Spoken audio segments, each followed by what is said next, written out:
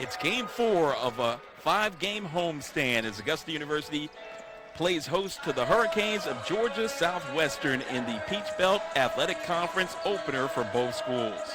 Chad Cook will join me in just a moment courtside. I'm the Mac Daddy Charles McNeil, and welcome Jaguar Nation.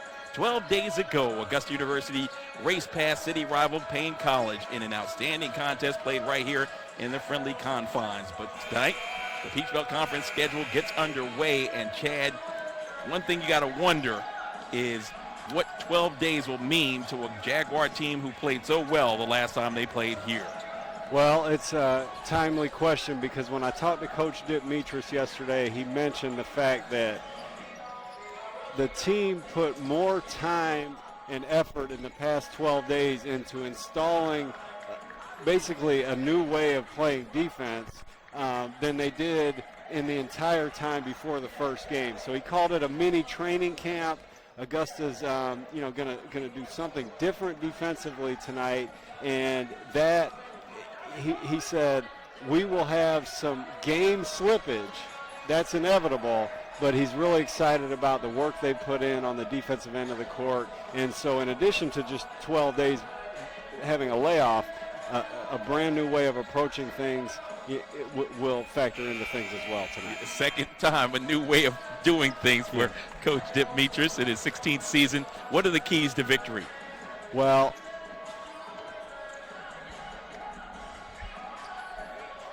okay, so protect the paint defensively. Now, so I talked about the new philosophy on defense. Coach calls it shrinking the floor. You're going to see bodies in the paint. We actually talked about it a little bit in the women's broadcast a second ago. Free up shooters with Crawford. 7-footer Tyshawn Crawford will start the game tonight. He's hoping that'll get guys like Miguel Arnold and Troy Cracknell more open shots because of the help with the big 7-footer in the paint, and then take advantage of the opportunity to start conference play at home. It's tough to win on the road in this conference. It's tough to win at home in this conference, so you have to take advantage of every opportunity you get. So there you have the keys to the victory. The tip is coming up in just a moment.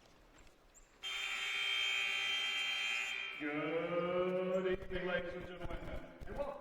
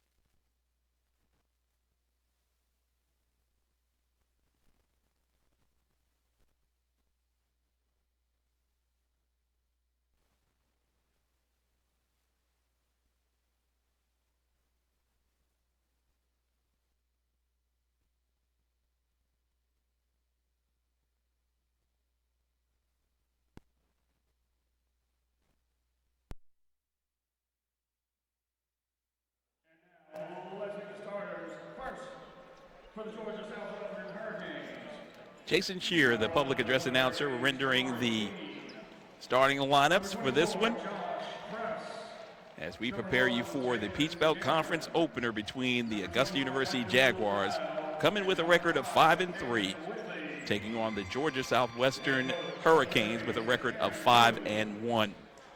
Georgia Southwestern is coached by Aaron Combs. He's in his first season. Was at University of North Carolina, Wilmington, and also by way of Oklahoma Panhandle State University, where he completed his first season at the helm for the Aggies. He is an outstanding recruiter, a guy that's expected to do big things with this program. Turned in an impressive NCAA Division I playing career that included 2 conference championships, an NCAA tournament appearance in 2002 and 2003, while a member at the University of North Carolina, Wilmington. He started 45 games in his college career and earned the Colonial Athletic Conference Most Improved Player Award in 2005. So a guy with a standing resume gets the job at Georgia Southwestern. As for Augusta University, they're coached by the venerable one, Dip Metris, in his 16th season. We mentioned in our last broadcast, he is now tied as the all-time winningest coach in Augusta University history. 343 victories as he enters tonight's play, and he can stand alone as the all-time winningest coach, as he's currently tied with Marvin Vanover. Chad, as you look at this one, on paper, Augusta, who comes out shooting 45%, their opponent's 45%, Augusta 51%, scoring 83 points while yielding 77 points. Do you expect a track meet? Well, Augusta scores at a high clip, but that's because they shoot the ball very well. It's not a fast shooting team. It's a good shot taking team. So I don't expect a track meet, but I do expect our fair share of offensive basketball. Well, we got a fast break right there. Quick one, quick hoop at least. Troy Cracknell right off the bat, off the tip, controlled by Tyshawn Crawford. And a nice dish for an easy 2. Georgia Southwestern dribble drive, follow up inside, and they score 80 points a game as Georgia Southwestern. Their opponent scoring at 70, or just about 69-point clip, as Rafael Montero. So we get a chance to look at the replay on the inbounds. It was Montero off the nice look to Cracknell.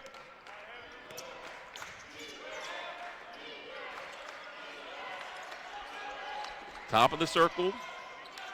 A long-range jump shot put up by Jamari Dean. Dean had an outstanding performance against Augusta in the last time out here on senior day.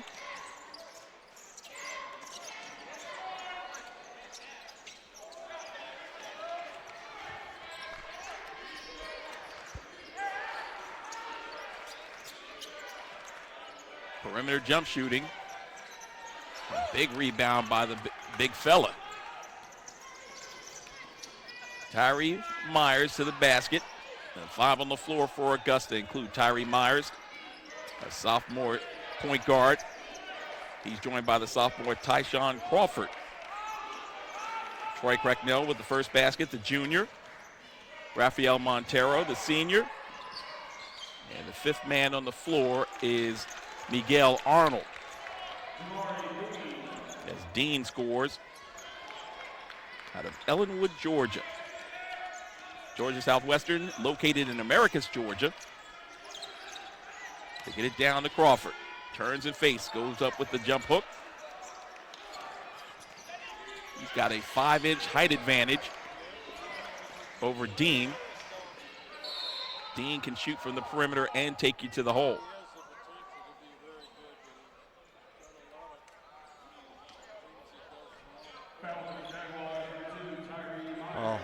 The foul's going to be on Tyree. Kind of just stumbles at the end. First, Kaylon Whitney stumbles, and then Tyree stumbles on top of him. Wrong place at the wrong time on that one. There's Dean inside, gets his shot rejected. Pull-up jump shot is good. Abdul Dial. Dial, a senior, 6'4", out of West Palm Beach, Florida. 4-2 in favor of Georgia Southwestern. Just underway, so pull up a chair and enjoy the action. Arnold on the curl. Finds Montero. He's bumped.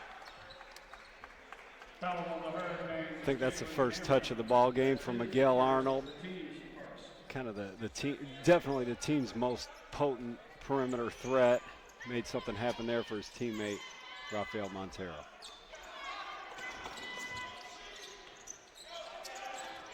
There's Cracknell with a 3-ball, count it, and a foul.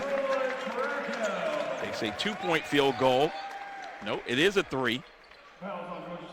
He'll get one more. Coach Demetris, who mentioned in the keys to the game, was hoping guys like Troy Cracknell and Miguel Arnold could get off to a start where they had some open looks at the basket. That's 2 open looks in 2.5 minutes for Troy Cracknell. Let's check that. Actually not open, more like contested, as you can see with the foul. A good closeout by Georgia Southwestern, just got underneath them. So Cracknell 6 and Georgia Southwestern 4 in the early going of this one.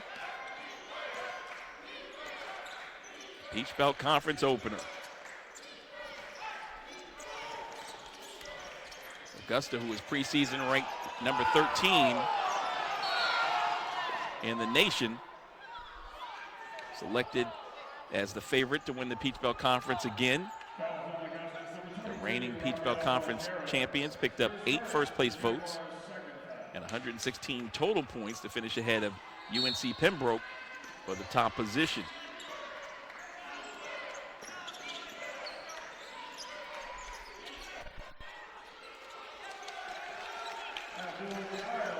Abdul dials up another one. 2 field goals for him. He's got 4.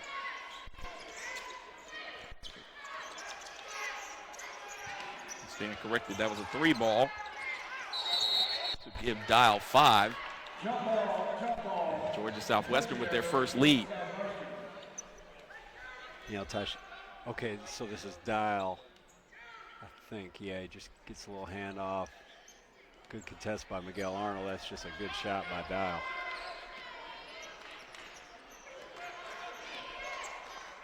Only 1 loss on the season for Georgia Southwestern.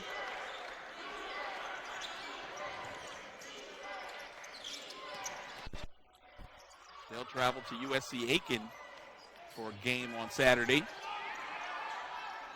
And that's another rejection by Crawford. Arnold, foul line jumper is pure. That's just beautiful by Miguel Arnold. You know, little drive to the hoop, gets the defender going backwards, and he's able to just stop on a dime and release it quick. He's definitely not one of the taller players on the court. He has deceptive leaping ability, but mostly he has a quick release.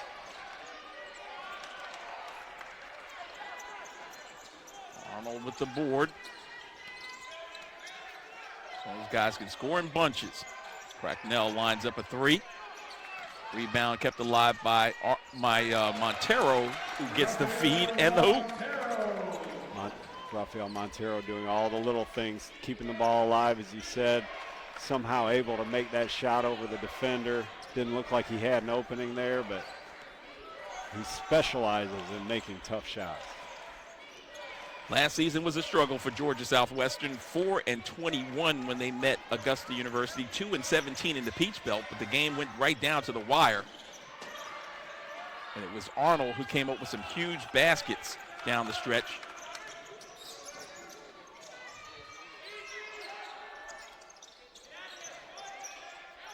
Montero with the jump hook.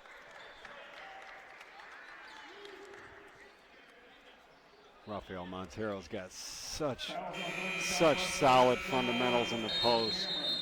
You saw a glimpse of it there. And another big rejection by Crawford on the replay. This is going to be Miguel Arnold stopping on a dime. He's going to penetrate hard, get the defender going back towards the hoop, stop on a dime, release it over the taller defender.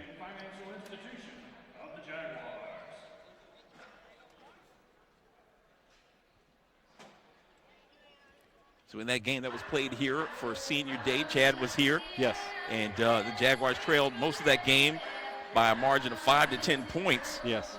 And then all of a sudden, out of nowhere, the 10:02 mark, there was a steal and a score by Tyree Myers that cut the lead to 9, and it sparked a 6-0 run.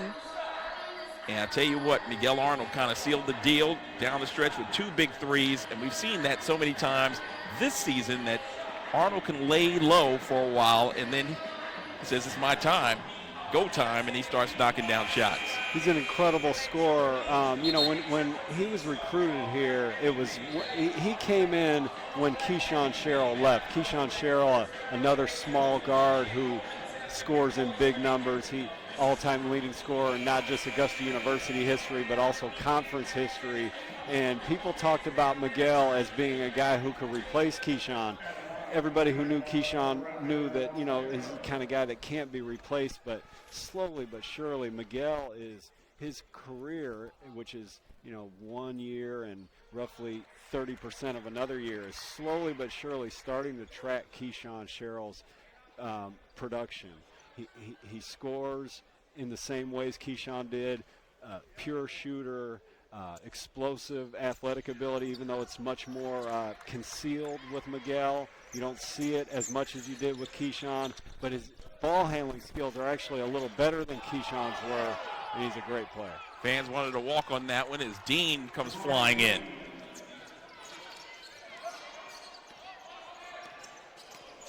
So Dean with his second field goal. Cedar Grove High School. As Lee Flanor now off the bench, replacing Tyshawn Crawford. Montero misses close. There's Flanor. Gets his pocket picked inside by Devin Higgs.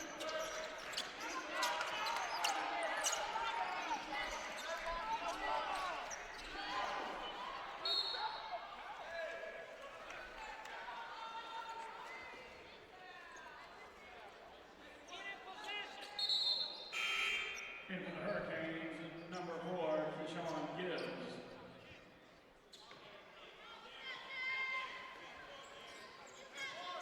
Augusta fortunate that a foul wasn't called against Flanor. He's been a guilty party on plays just like that in the past. Now Arnold, dribble drive, and he drives through the defender, and that's a charge.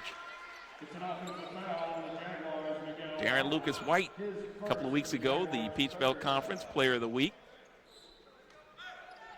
enters the Jaguar lineup. That play by Miguel Arnold going strong to the hole, even though he got a charge. I think Coach Dittmetris would like that from him, being aggressive, looking to make things happen offensively. He's going to be the engine of this offense. Nearly a steal. Flanor all over him. And they're going to call a foul on Flanor. Foul on Augusta is number 3, Lee Flanor. His first, the team's 4th foul. Lee Flanor is all energy on defense. It worked against him there with the hand check out 30 to 40 feet from the basket, but can't fault that kind of hustle, that kind of activity on the defensive end of the court. Speaking of energy on defense, Darren Lucas White guarding the ball. That's another Energizer bunny of sorts. There's a 3 ball. Jamari Dean. Second 3 made for Georgia Southwestern. And they've tied the game up at 12. Lucas White.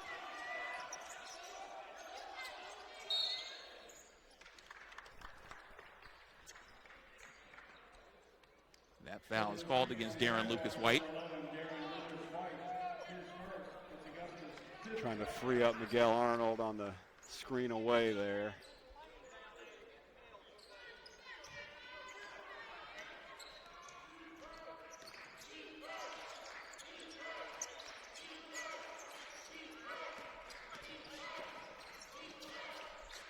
Good ball screen there by Dean.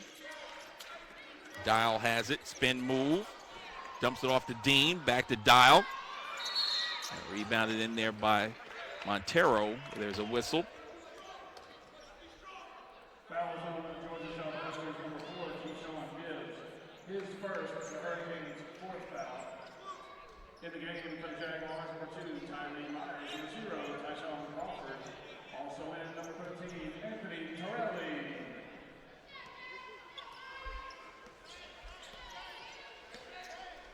Anthony Torelli comes in the lineup for Augusta, a freshman out of Toronto, Canada. Excuse me, Chad.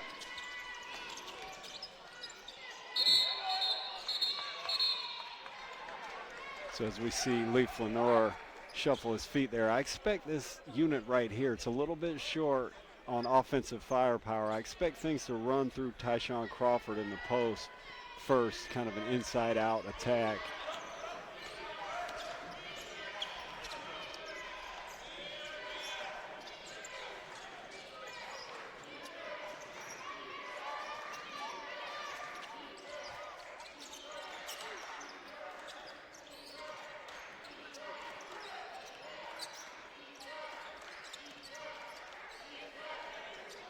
Nice fall away by Dean.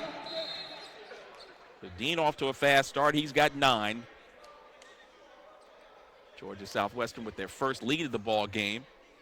We see it again. Yeah, Dean out of Cedar Grove, Georgia guy. He's been doing work for years, from the prep circuit to the college circuit now.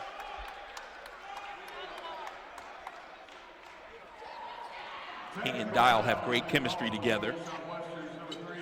It's a tough guard for Tyshawn Crawford.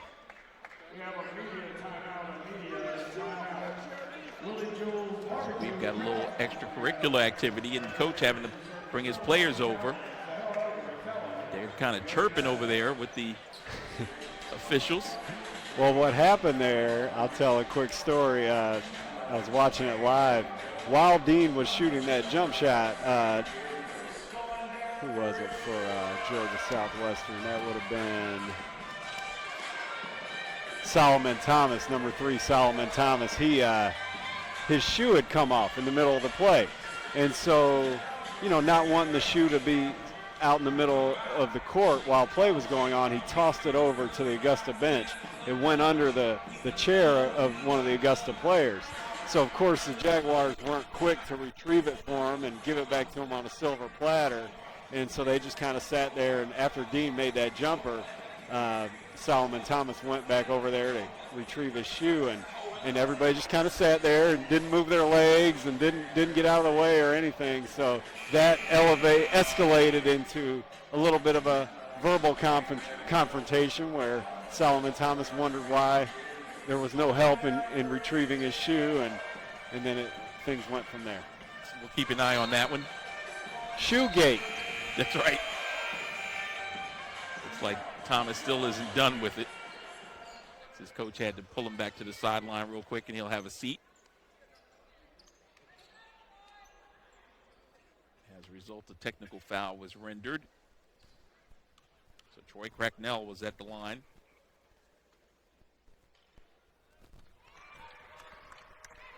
I guess this technical foul and possibly 2 free throws made for Augusta can be credited to the gamesmanship of the Augusta players on the bench on that one.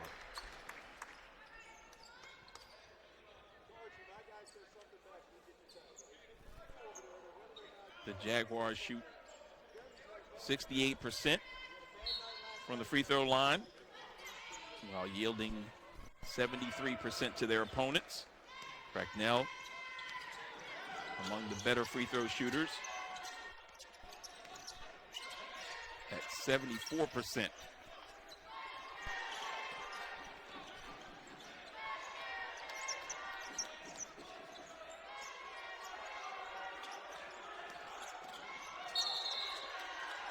Traveling violation against Crawford. Yeah, I mentioned the lack of firepower with this 5 on the floor for Augusta. They tried to play through Crawford there, but everything was so stationary throughout the play that there really wasn't much for him to do once he got the ball. Dean can't make it work. And Augusta on a fast break. 4 on 3. Pull-up jump shot is good by Myers. It's his first field goal. 6'1" sophomore out of Baltimore, Maryland.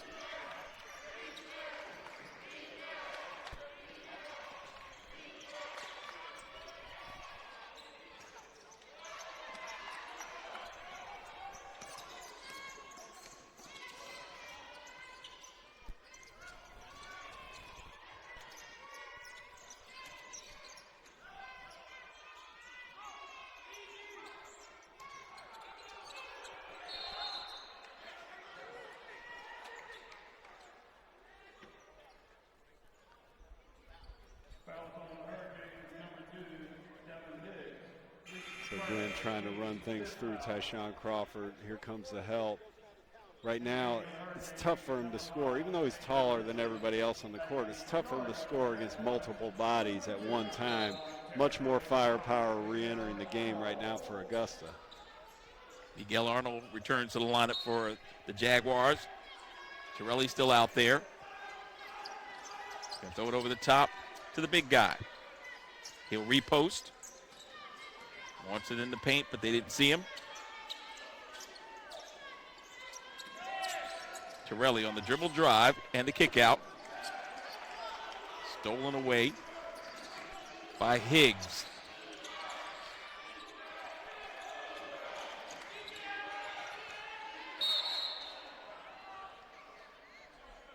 Foul on Augusta's number 13, Anthony Torelli, 6'4" freshman. Will get a breather, and Darren Lucas White returns to the lineup for Dip Metris. Dean goes right over the top of the defender, Lucas White. His opposite number, and they're going to call it against Lucas White as we get a chance to take a look at the replay. Yeah, the fans don't understand why this isn't a charge. Let's see if Darren's set. He's definitely set outside the circle and everything.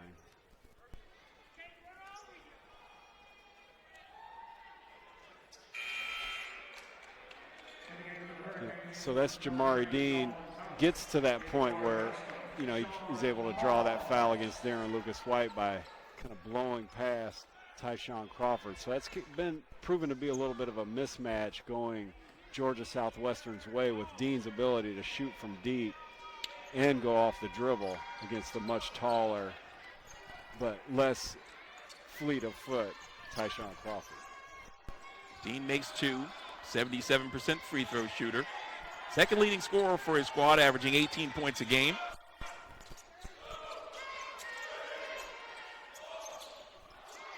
Now to get it down low. And reaching over the top is the sophomore Dean.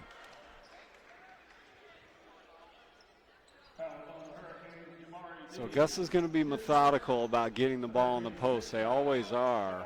And when you do that with Rafael Montero, it helps in a lot of ways. Not only is he a very good scorer, but he's also a great free throw shooter. They're in the bonus early here.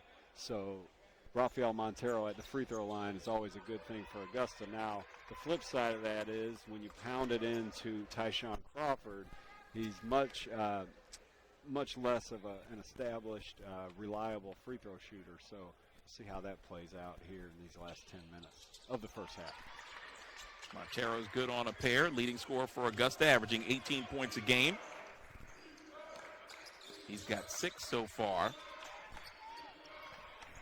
Augusta's up by 1.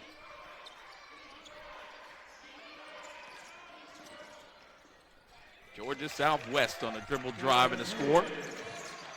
That's Higgs, his first field goal. Sophomore out of Swanee, 6'4".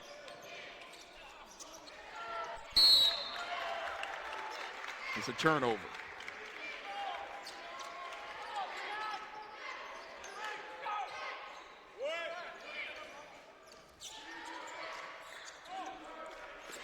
Kaylon Whitley now running the point duties. But it's Higgs on the drive.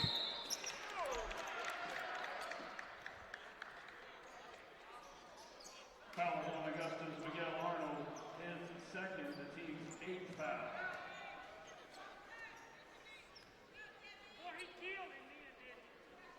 Miguel Arnold picking up the infraction on the strong drive by Higgs. He'll be at the line.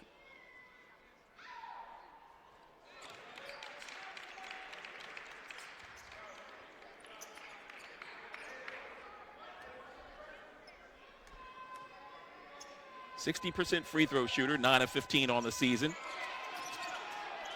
Made the first but missed the second. They'll get a second try. Higgs has it on the wing.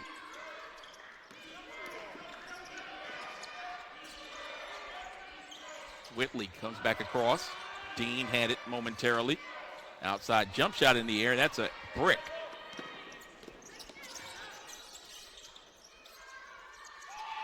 Arnold. Down low to Crawford.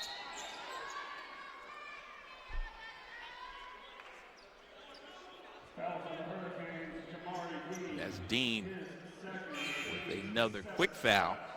Back in the game for Georgia Southwestern, number 24, Josh Press. Back into the Jaguars, Troy Cracknell. At the line for Augusta, Ty Crawford.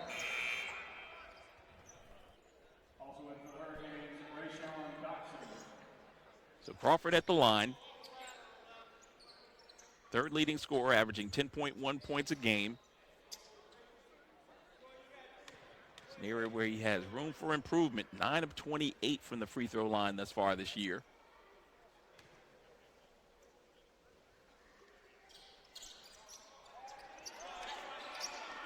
He missed the front end of the 1-and-1.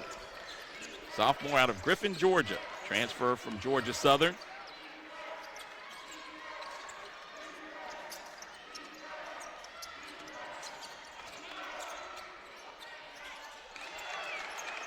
Higgs on the turn and face.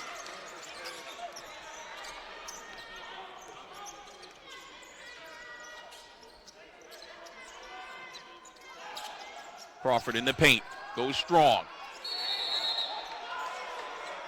And a held ball.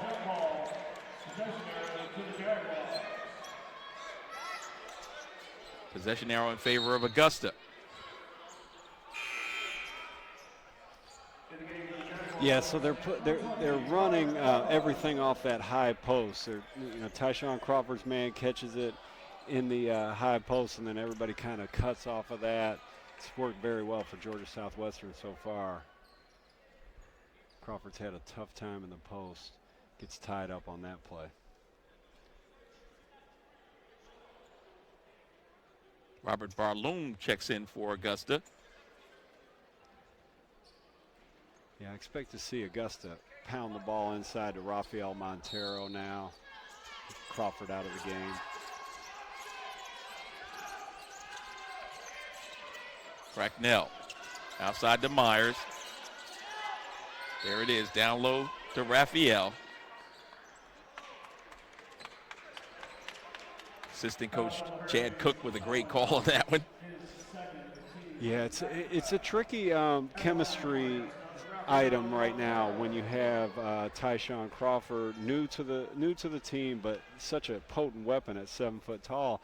But at the same time, you have Rafael Montero, the leading scorer, the preseason first team all Peach Belt, such a proven scorer in the post. So it's like, you can't throw it to both of them at the same time in that post.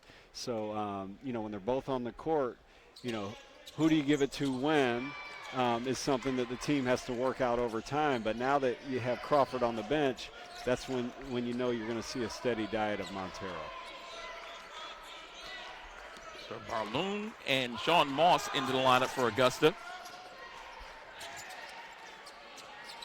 One thing that was certainly developed, Chad, during the non-conference schedule for Augusta was the ability to get more players involved and show their wares, and now these guys have shown themselves proved acceptable to get some playing time and once the conference season got underway. Yeah, and you see here, this is a good defensive possession. Robert Barloom in the game. He's not the offensive weapon that maybe a Tyshawn Crawford is, but he's a much more fundamentally sound defender, and he played that high post handoff well on that possession, and I expect him to continue to do it here as he's out. As you see, there's that high post handoff. Robert is active. He's in help position, and Thomas is unable to get anything going on that play. He was looking for some outlets. Nothing was available. Everybody stood their ground because Barloom was in a perfect position. Yeah, you have to make a judgment in that situation. Do I help? Do I stay at home? He stayed at home there and basically let Solomon Thomas make the mistake that sent possession back Augusta's way. So far through the first few media timeouts in the ball game, Georgia Southwestern 8 of 20 from the field, 2 of 4 from three-point land, and 3 of 4 from the charity stripe.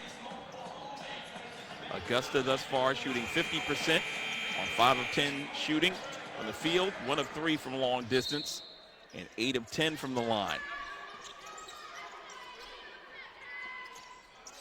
2-point game. Georgia Southwestern with their 3rd lead of the contest.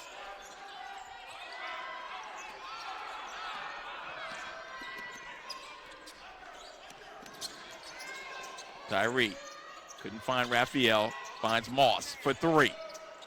Back iron no good, Raphael runs it down. Need a cutter, nobody willing to cut. So he'll take one dribble and get in the hands of Myers.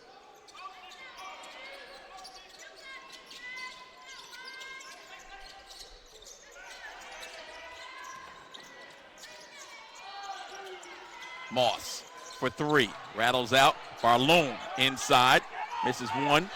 Tried to keep it alive for the 2nd opportunity.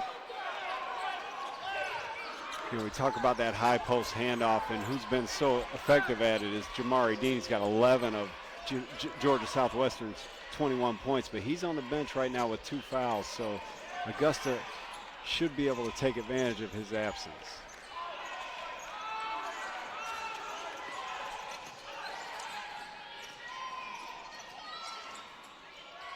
Good job, our balloon, and there's a steal. Moss on a 2-0.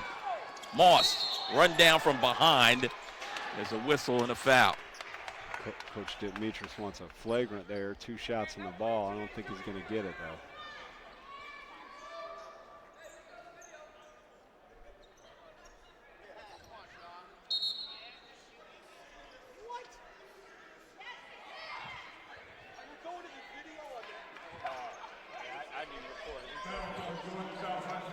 Do we have a replay?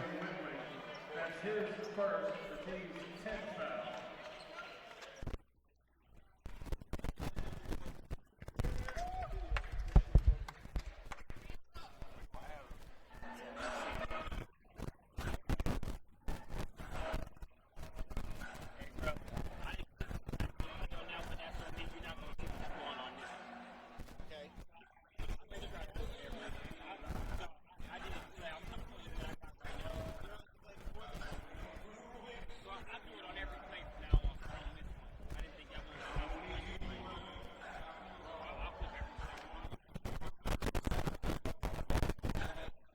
So the instant replay was not available. As a result, no flagrant. They'll just go with a conventional 2-shot foul. Sean Moss will go to the line. Moss is tough as nails. At the line, shooting 2 for the Jaguars. Sean Moss. So what you have with Georgia Southwestern now in that high post position, you have Rayshawn Dotson. He's a much different player from Jamari Dean, and Augusta's been able to take advantage of it these last couple of possessions. This one ended up with a steal and 2 free throws for Sean Moss. Yeah, Dean listed at 6'6", I'm about to say Jariah, Chad, but he's a guy that's probably every bit of 6'4". Now another sub coming in. That's Abdul Dial. So you look at Dial and you look at Dotson. They're about the same size. Dial listed at 6'4". As Moss calmly buries a pair. The junior from Clinton, Maryland that is. And we're tied at 21. Now, Charles, forgive me if you've noted it already, but have you seen the black eye on Robert Barloon? I was waiting for him to go to the line on this side so we could actually see it because you haven't had a good close-up of it yet. But he's got a shiner. And that had to happen during the 2 weeks that they were off post-pain. So probably in a practice situation. Well, I wonder if it happened on that offensive rebound that, the fans behind us were upset that he wasn't given a foul on his offensive rebound and putback opportunity, but yeah, I doubt very seriously if he could have gotten it that black eye that quick. Usually it starts red and then works into the black. Outside 3 on the way, no good. Loose ball rebound. Here comes Myers. Cracknell back to Myers, wide open for 3. Count it. Tyree Myers with the big three, forcing a timeout by Georgia Southwestern. As Myers, 7 of 19, 37% from three.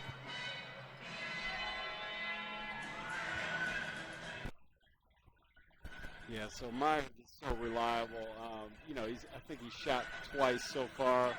One was a pull-up jumper on the break, and then that one from three. So he doesn't look to shoot, but when he gets open, he's very reliable.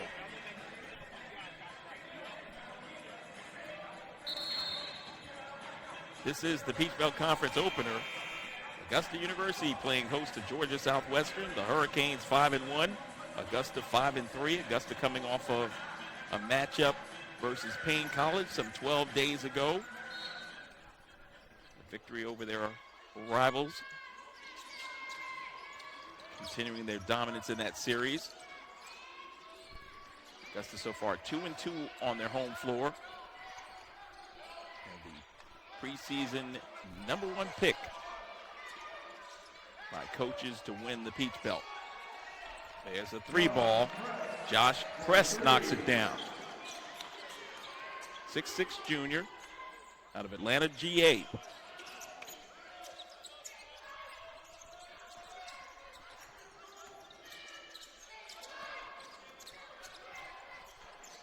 Cracknell lining up a three. So Myers and now Cracknell starting to loosen up this defense a little bit from deep. 11 points for Cracknell.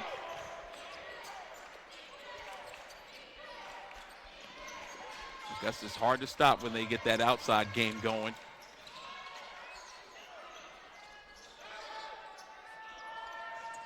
That one rattles off. Barloon with the big board.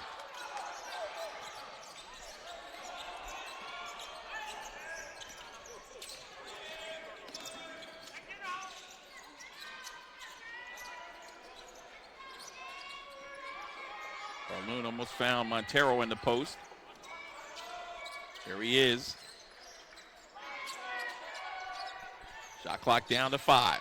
Moss elevating and knocking it down. Tell you what, Sean Moss always answers the call. He goes back and forth whether or not he's getting a lot of playing time or a little bit of playing time, but he's always ready, showing it here today with 4 early points. Pull up by Press. And Augusta running, and there's a big collision.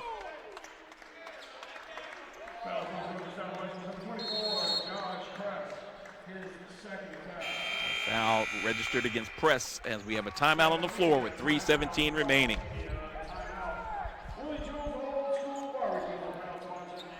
And it's Moss.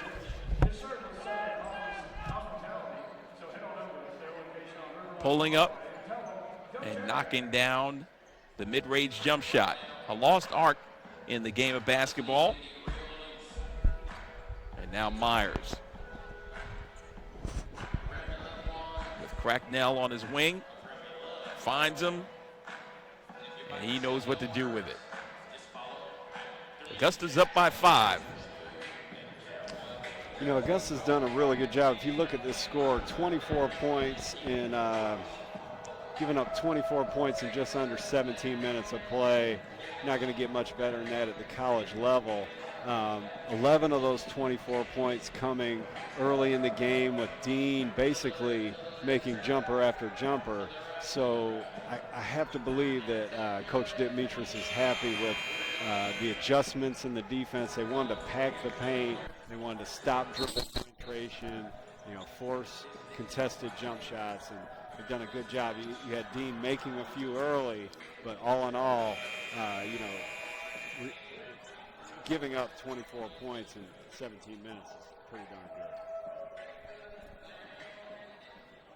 You missed our earlier contest. It was Augusta picking up the first victory of their Peach Belt Conference schedule on the women's side with a 60-56 victory in that ball game. Kennedy Manning, the freshman, outstanding performance with a career-high 18 points and 16 rebounds in the Jaguar victory.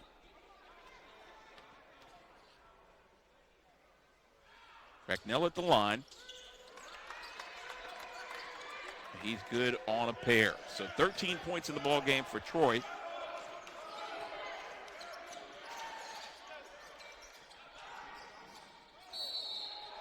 Reverse move. Whistle and a foul in the paint. Foul on Augusta, Tyree Myers, his second. The Jaguars' ninth foul. At the line, Keyshawn Gibbs. So that's 2 fouls on Tyree Myers, Darren Lucas White, and Miguel Arnold. So Coach Demetrius elects to keep Tyree in the game. Not a lot of places to turn right now.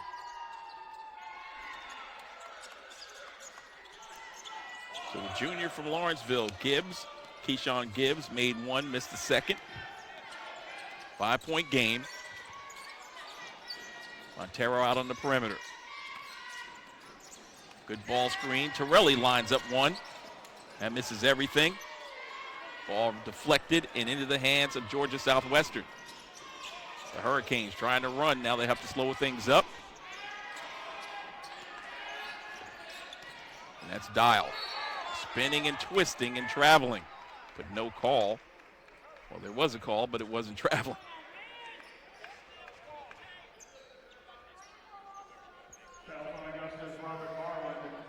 Yeah, I thought Barland did a really good job here of bothering the shot. I guess there was a little contact from Montero on the follow through.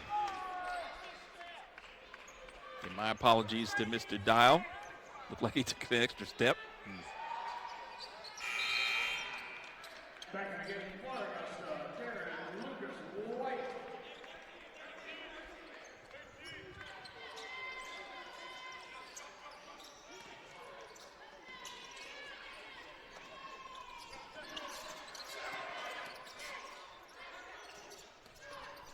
Lucas White at the top of the circle, lining up one and knocking it down. Off the pass by Torelli. First field goal for Lucas White. 6-foot sophomore out of Capitol Heights, Maryland. Darren's been the backup point guard since coming on campus, and he's done a much better job of it this season. He looks really comfortable right there, taking what the defense gives him, knocking down the three-pointer. Cracknell snatching the rebound away from 3 Hurricanes.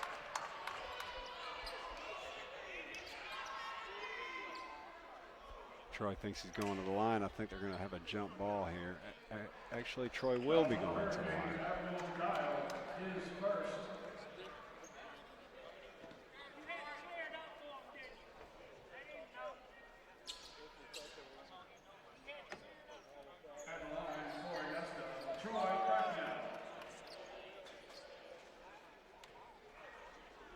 So sensational first half for Cracknell with 13 points. He looks to add to it.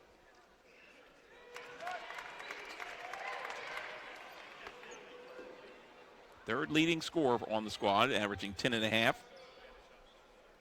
5 rebounds a ball game.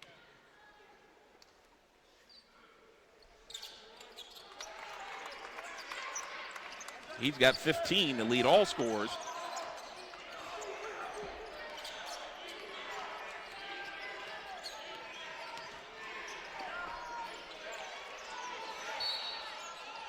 Jalen Cameron out on the perimeter as Dean returned to the lineup.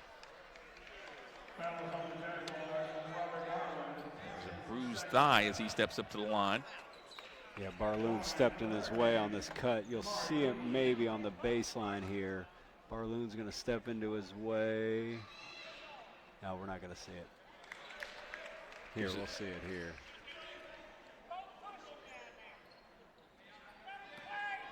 They're on the opposite elbow now. Here comes Dean in a moment. Just bumps him on the way. Need a thigh. That definitely affected that free throw shot. 8-point game. Lucas White with a nice look inside to Montero. Well, I mentioned how comfortable Darren looks at that point guard position. since entering the game, taking the ball into his hands. He's got a three-pointer and a nice assist.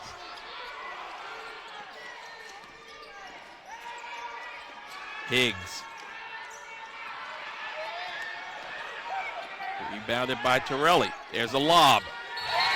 Montero.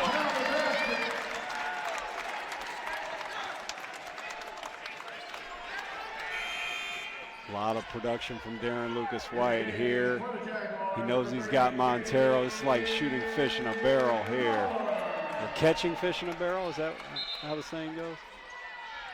You got a finisher like Raphael. Usually you throw it up for a guy like that and he tries to dunk it, but Raphael, he doesn't need to leave the floor. He's got that timing and that touch, so he just quickly gets it out of his hand before the shot blocker can come. That's really good stuff. And see, when you're a basketball player like yourself, you shoot fish in the barrel. Yes, yes. Shoot them out. Jumper after jumper. They want to jump out of that barrel. There's no room. Chad just filled it up with basketballs. 40 seconds left. 12-point lead, the largest for Augusta. And a pull-up jump shot is short. Rebounded by Dean. Count it. And a foul.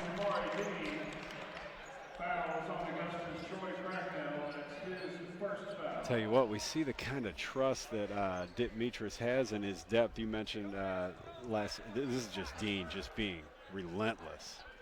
What a first half for Jamari Dean. But Coach Demetris showing a lot of confidence in his depth, putting Gabriel Moeller in the game for Darren Lucas White after Darren, made a three and 2 assists on 3 possessions. So, a lot of trust in the freshman here. Moeller close to a 5-second, closely guarded. Finally gets a little room. Says, I'm going to take him. Torelli up top to Montero. Cracknell lines up a jump shot. Back iron, no good. Loose ball rebound with 3. Crossing the timeline. All the way to the well. And there's a whistle with 0.3 of a second remaining. Big time collision underneath.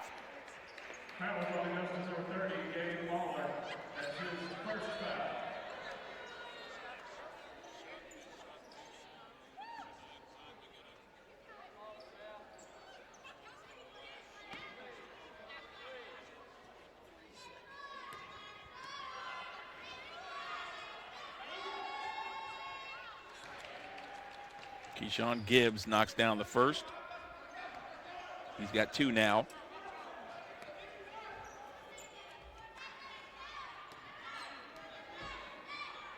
Averages 9 points a game. He knocks down a pair. So he's got 3. And that ends the first half of play. We played 20 minutes in game 1 of the Peach Belt.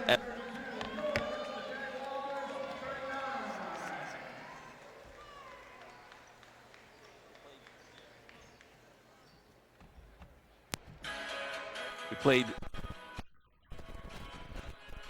20 minutes at the Peach Belt Conference season opener, and our score, Augusta 39, Georgia Southwestern 32. As we take a look over and we see Chad Cook has a special guest.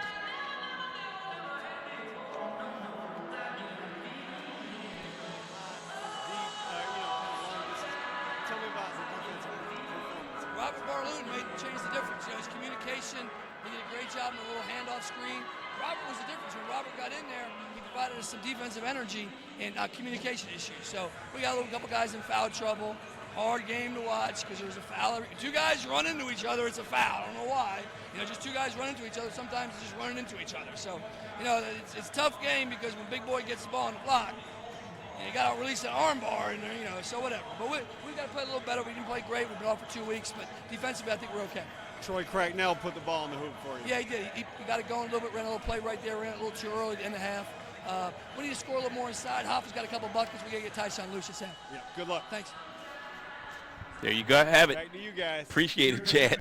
Definitely appreciate you as we get a chance to, again, give you the insight from Coach Demetris as he put on a adjustment to the start of this one. We mentioned it in our pregame, and that adjustment seems to be working well against Georgia Southwestern thus far, 39-32. Of course, Augusta will be back in action this coming Saturday as they will take on Flagler. Game times are 1:30 and 3:30. We'll come on the air with the girls contest pregame show about 1:25 and bring you all the coverage. Of course, the men will follow 20 minutes or so after that as we try to bring you the constant variety of sports here on SUV TV. It's halftime. We're going to take a timeout. When we come back, we'll give you the statistical numbers from the first half of action here at Christenberry Fieldhouse. You're watching SUV TV.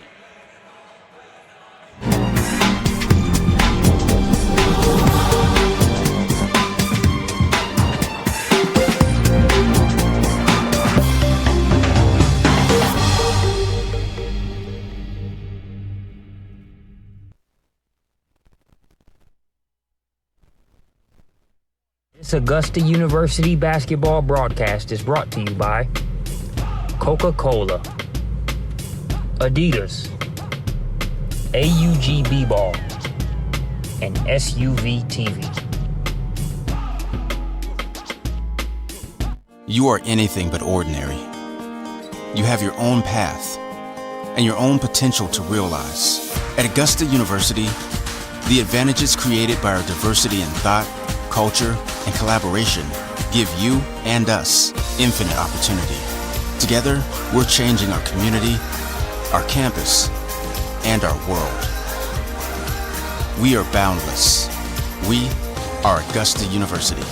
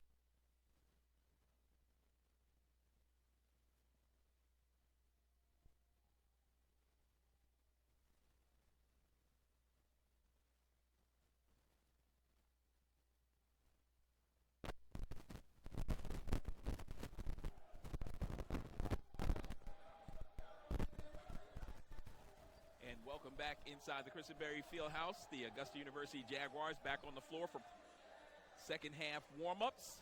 And Chad, an interesting note that we both got a chance to look at the box score, and we noticed that the leading scorer, outstanding scorer, Solomon Thomas, the junior from Kansas City, Missouri, not only was held scoreless, but he was absent from the bench the last 8 minutes of the first half. Yeah, after that little situation where his shoe, I described it at length on the broadcast, but for those of our audience who have checked in since then, his shoe gets, removed from his foot in the middle of play, and he tosses it over under the Augusta bench, and the play gets over, and he goes back to retrieve it, and the Augusta guys don't go out of their way to get out of his way, and I just thought it was a good-natured little situation. Seemed like guys were smiling a little bit. And next thing you know, I don't know if it escalated, but there was a little bit of a, situation where people weren't happy, and it ended in a technical foul, I suppose, on Thomas. And then you noticed at halftime that we hadn't seen him since. So definitely something to watch for. But, I think even though Thomas comes into this game as their leading scorer, I think from the 20 minutes that we've seen, and actually you noted earlier that Jamari Dean had a great game against Augusta last season as well. I think he's the most dangerous player on the court for Georgia Southwestern. Dip Mitras talked about him at halftime, and he talked about specifically the difference that Robert Barloon made when he came into the game and defended that high post handoff situation that Jamari Dean made such hay on in the first half. So another thing we'll want to look for is when will Robert Barloon make a reappearance into this game, or will he even start the second half? I know Coach Mitras was really pleased with his defense, his communication, his activity in the closing minutes of that first half. I know how Dip is at the halftime break. You don't get a chance to ask a lot of questions. It's almost like when you interviewed Greg Popovich on the sideline, right. An NBA game. But did you get a chance to ask him how Barloon got the eye? I didn't. Yeah, no, he was in a little bit of a hurry, but even though he's in a hurry and he's got things to do, it's a really good thing that he takes that time with us in the middle of the game. And of course, we're kids because we care. Yes. Dip knows that. Yeah. But yeah, always a pleasure to see him and his lovely wife Heather, and they've really just continue to solidify this program as being one of the elite, not only in the Southeast but around the country. We're here at the home of the Jaguars, Christenberry Fieldhouse, just about ready to begin the second half. As we get a chance to see Solomon is back out there on the floor. Solomon Thomas, as he came out with his teammates, has a game face on, not a smile to be found, and knocking down some shots from the perimeter as we give you the numbers from the first 20 minutes of action in that first half. Of course, our score 39-32 in favor of the Jaguars. We arrived there by the Jaguars shooting an outstanding percentage from the field, 11 of 22 in that first half.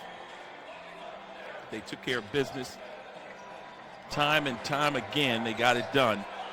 The Jaguars 11 of 22 for 50%, 40% from three-point range, 4 of 10, 13 of 16 from the charity stripe. That's 81.3%. Compared to Georgia Southwestern, who shot 10 of 30. That's 33.3%.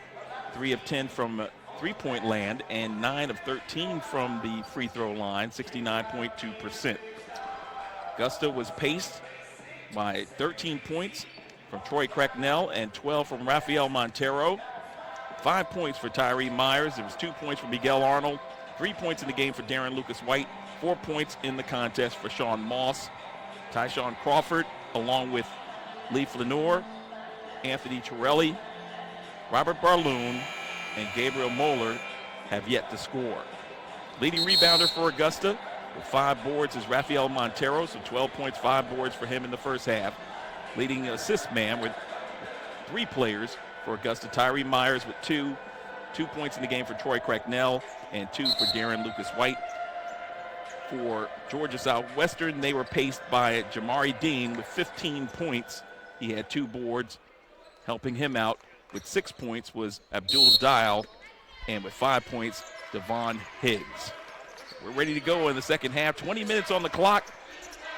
20 minutes away from Augusta's first victory in the Peach Belt. On the dribble drive, the aforementioned Thomas with the solid foray to the hole. So there's that handoff up at the top of the key again. I guess Georgia Southwestern is going to get 2 free throws out of it. It's something to watch this second half. I guess it'll be Jamari Dean now again, catching the ball right around the top of the key. Guys cutting off of him. He can either hand it off, and that acts as like a screen and a pick and roll, or he can fake the handoff, turn, face, either shoot or drive himself. That's what we'll need to watch for in this second half.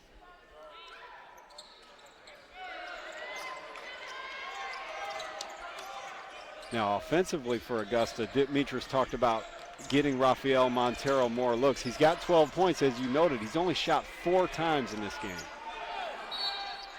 There's Tyshawn Crawford trying to get in the scoring column. He'll have to do so from the free throw line. Yeah, so high-low here. This is Rafael. He does this better than anybody. High-low to Tyshawn Crawford. If that's 3 on Dean, that's big. So Tyshawn might not be the best free throw shooter in the world as we see him miss his first one. I think that makes him 0 for 3 for the game. But very crucial play in giving Jamari Dean his 3rd. Dean will stay in the game with 3 fouls. So Crawford knocking down his first make in 3 attempts on the night. Extends the lead to 8.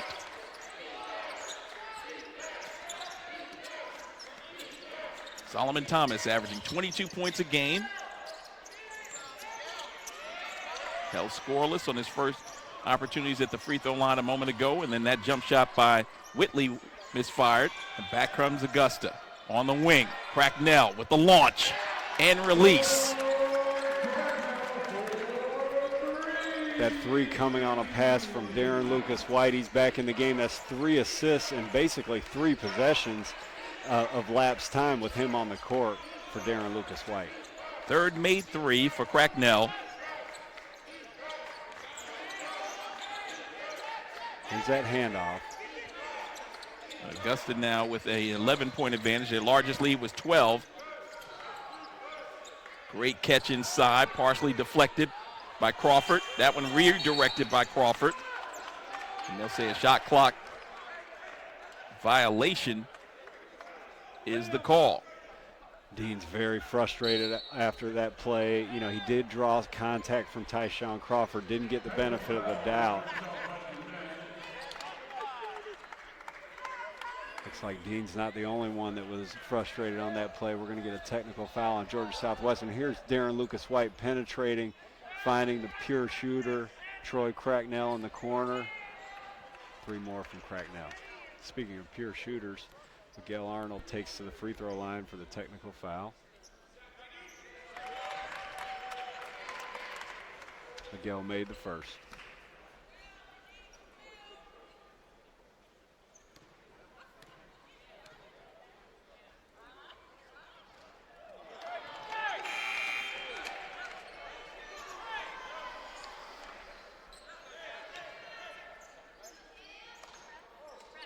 Prior to the technical, foul was called on Georgia Southwestern's number 11, Jamari Dean. Ooh. Adding insult to injury for Georgia Southwestern there. Dean picking up the personal foul. That's his 4th. So he'll have to have an early seat.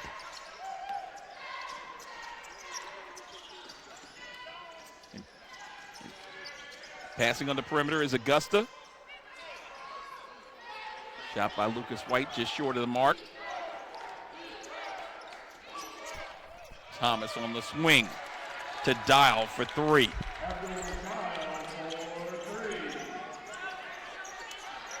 So Dial now with 9.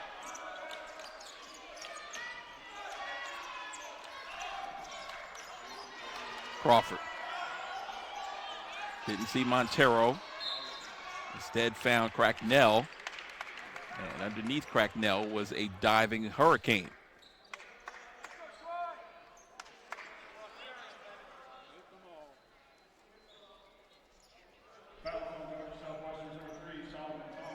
Yeah, Dial's a really good shooter. Every time he releases it, it looks good to me.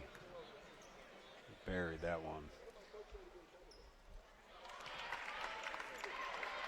40% field goal shooting, 24% from three-point land. Abdul Dial. Cracknell calmly knocks down a couple. I think that 24% from three for Dial is I think that we call that a small sample size issue. I think by the end of the year, he'll be shooting a much better clip from distance. Actually, even after this game, he'll be shooting a much better clip from distance. 20 points now for Cracknell.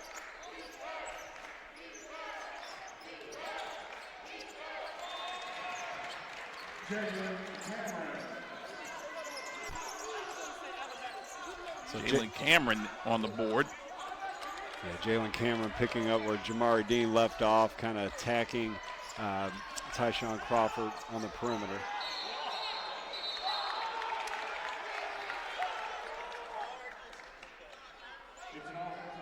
So no basket. Tyshawn Crawford picks up the personal, working against Jalen Cameron. Everybody on the Augusta side is pleading that that was a flop from Georgia Southwestern.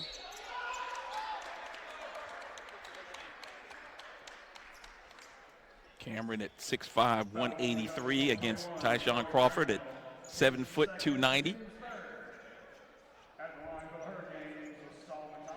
And on the prior trip, Cameron had squared up Tyshawn Crawford and blown by him on the baseline and scored at the rim. So, you know, you have a little bit of a speed versus size duel there, and Cameron came out on top on both ends.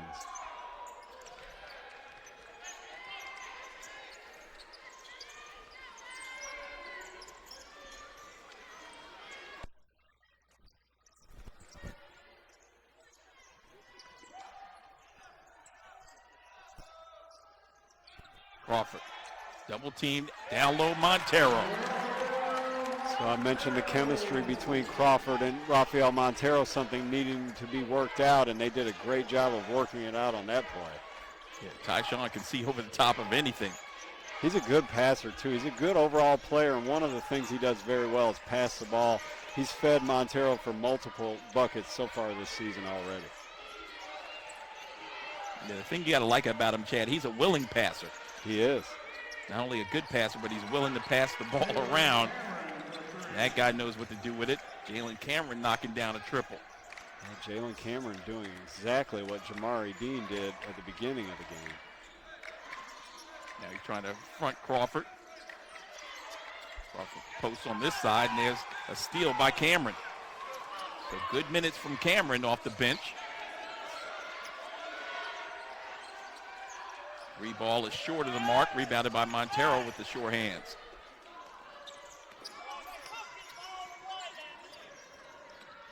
Good ball screen.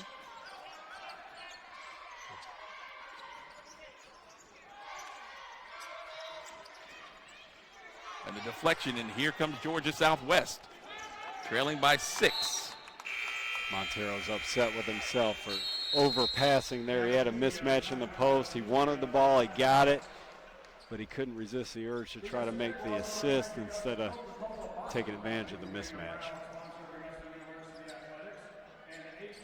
There we see that great feed from Tyshawn Crawford to Rafael Montero.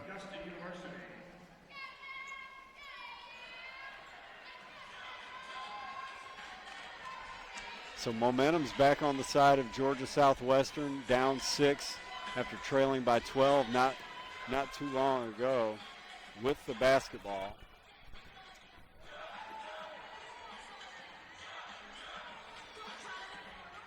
I mentioned at halftime how Dimitris raved in our halftime interview about the contributions of Robert Barloon defensively, and he's checked back into the game now, just in time for this defensive possession. This is Jalen Cameron. This is that rip through, blows by Tyshawn Crawford, finishes before Crawford can get to the rim to contest. Cameron followed that up with a nice three-pointer just moments after that.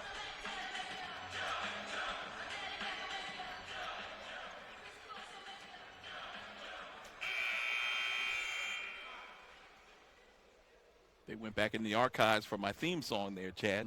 Yes.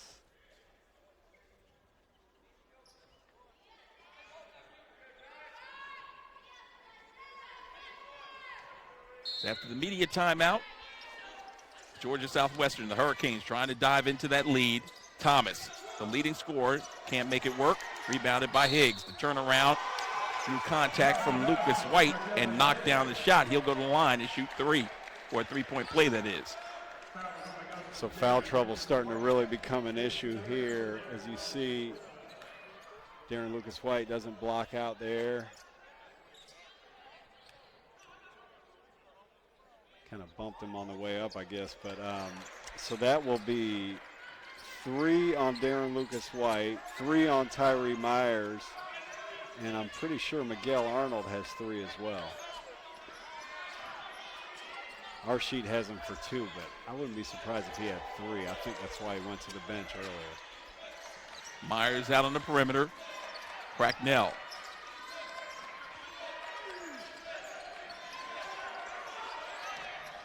Rafa, jump hook, no good.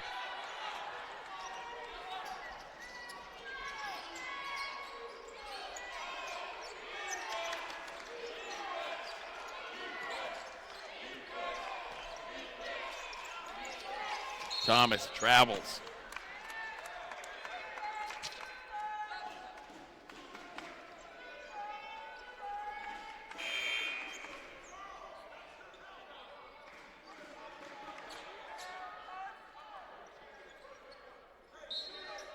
Georgia Southwestern, 1-1 on the road this season. Augusta 2-2 on their home floor.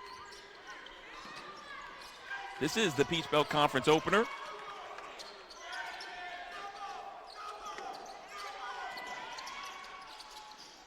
Miguel Arnold launching from deep. Rebound by Higgs. Miguel Arnold's going to have to be a source of offense for this unit. Rafael Montero taking a break right now. They ran that double screen pin down for Miguel. He's unable to make a count there. He hasn't taken many shots here today. Off balance shot put up no good. There's a follow by Thomas. Thomas's first field goal of the ball game comes at the 14-minute mark.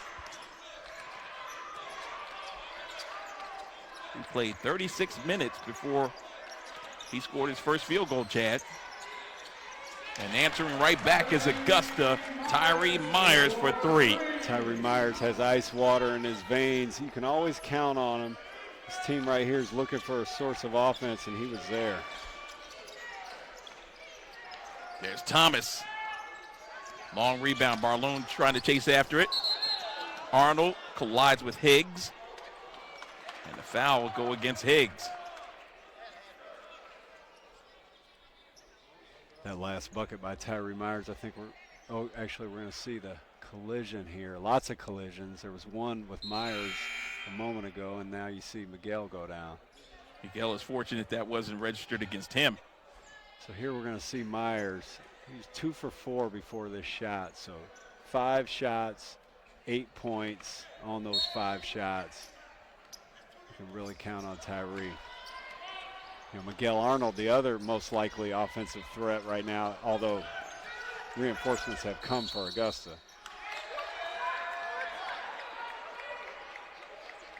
They're going to call Tyshawn Crawford for a foul inside. We might get a look at it here. I think the referee said he took his hands and kind of wrapped behind. I didn't see anything there. He always has that left arm up. As that time, there's an easy foul for the officials to call against Montero.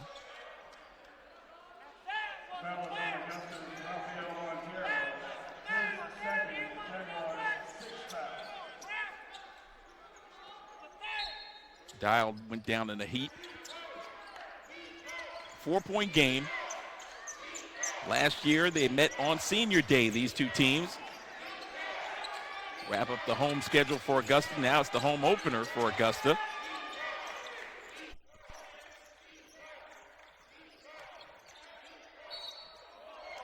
Oh, my.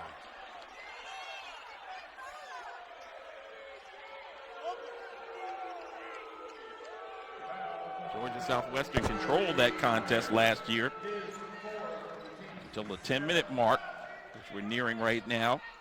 But Augusta went on a serious run thanks to Tyree Myers and company. That's a brutal call there. Tyree Myers stands there with his arms up, and all the contact was created by Georgia Southwestern's Sean Gibbs on that play. Miguel Arnold down the stretch. So that's 4 fouls on Tyree Myers. Big moment for Augusta, losing their floor general. 13 minutes left in the game. Luckily, they've got Darren Lucas White to turn to, but man, what a tough break for Augusta on that play of all plays. Sean Gibbs now 5 of 6 at the foul line, and there's another foul in the painted area.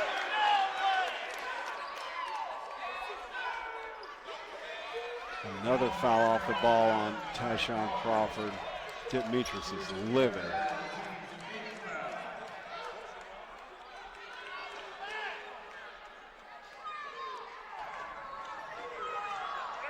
If we can see it here, Crawford on the post up. Oh my goodness. Oh my. Pulling up from deep. That one's strong and rebounded by Arnold. Augusta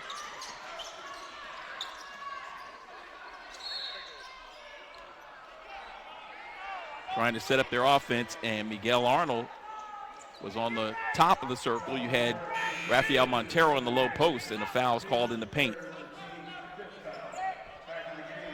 I think what you have is a makeup call there, but tough to make up for those last two. So the trigger comes into Montero, to Crawford outside. Lucas White finds Cracknell, and there's another call.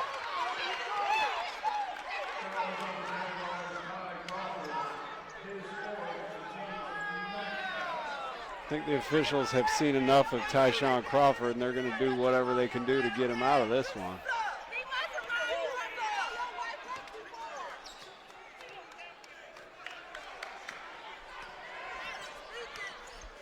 Oftentimes it comes from demonstration as he comes up with a steal. As I like to say in these instances, ball don't lie. That's true. Arnold kicks it up top to Lucas White, back to Arnold. Had one, didn't like it. Now down low to Montero. Turns and faces. Turns the other way. Jump hook is good. Wow. What a score by Rafael Montero. Spin and jump hook in traffic. That was a pro move right there, Chad. Yeah, it was. Thomas up top. For 3 is Press. So Press, both field goals coming from distance. He's got 6, and the lead is 1.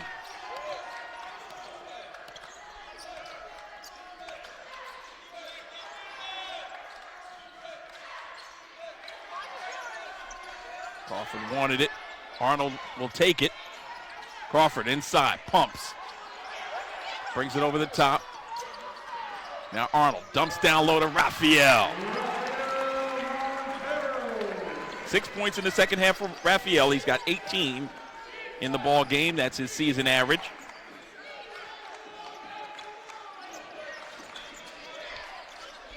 Augusta's lead is 3, right by Crawford. Off-balance shot by Press, no whistle.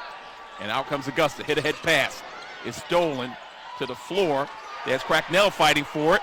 And he's going to call timeout and keep the possession in favor of the Jaguars. And now we've got a little bit of an issue. There's Thomas in the middle of it. There's Crawford in the middle of it. Crawford.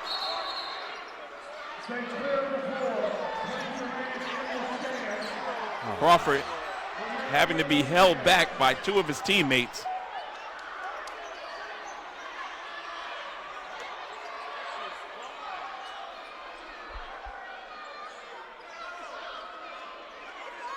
Now, cooler heads have prevailed. His athletic director, Clint Bryant.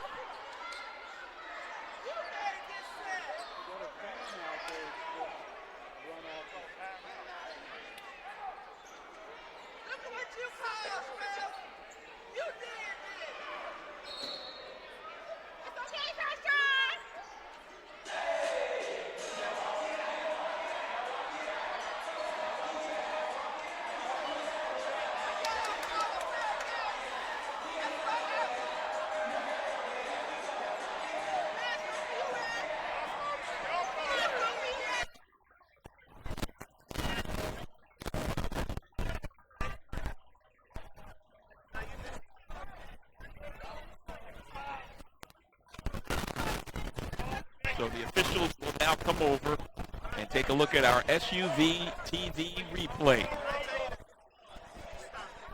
And Chad, This could take a while. The referees asked for a pencil and a paper on this one. so you've got Cracknell who goes for the loose ball to begin with as he's chasing in the corner. As he hits the floor, he calls the timeout, and then there's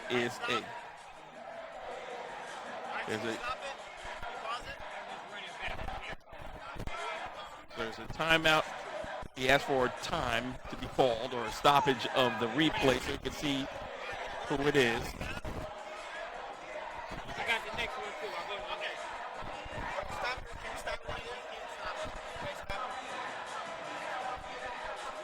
So this may take a couple of minutes to sort out.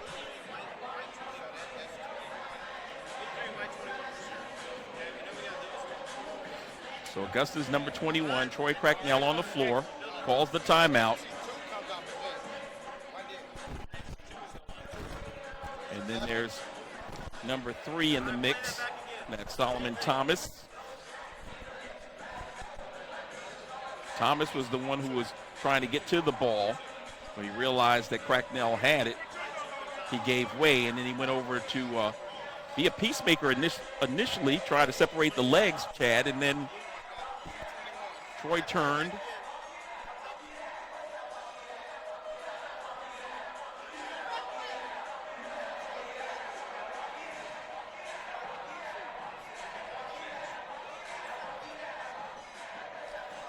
It was just legs tangled, it looked like initially, didn't it? Yeah, you know, everything we're watching right now, what we're seeing is the officials want to look at this and get everything that they're looking at and then look at the next one. And to be honest with you, Charles, what we're looking at right now, I think is one big ball and nothing.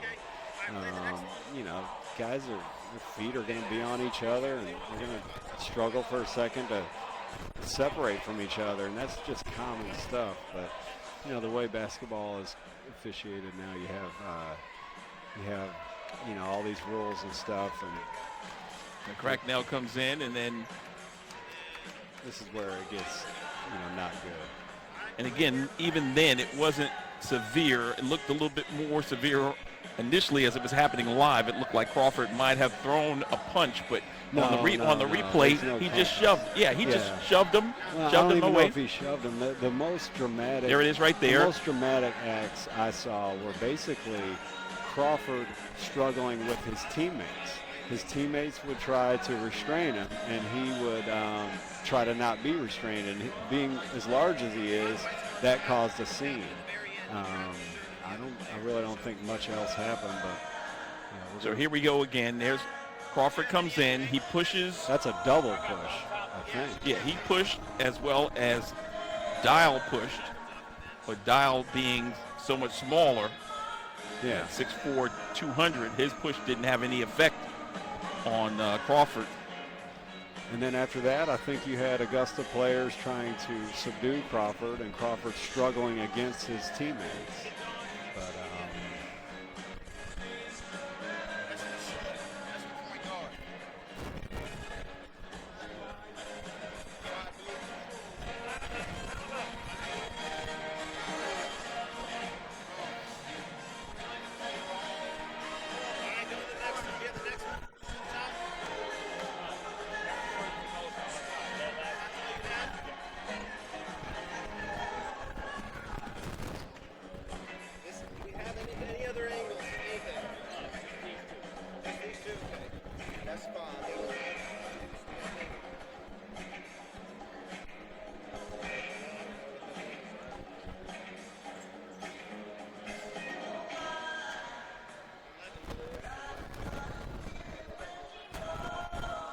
think the bone of contention is also that there was a player for Georgia Southwestern who was on the sideline waiting to come in on the next dead ball, walked on the court as part of the action, making it 6 men on the court, which would either be a technical foul and or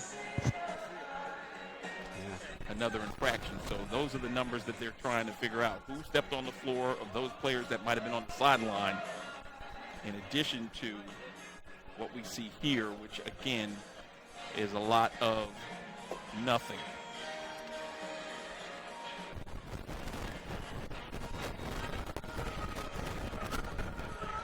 This crew has been really making a point to not let anything happen in close, and then we wound up having a mini fracas.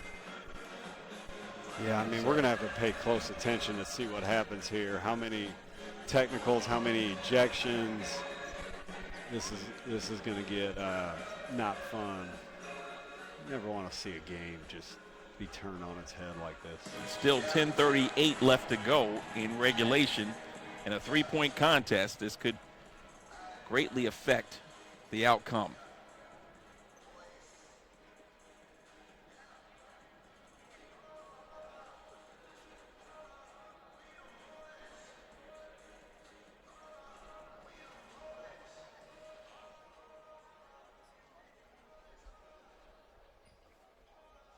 So the lead official talking to both coaches, Aaron Combs and Dip Metris.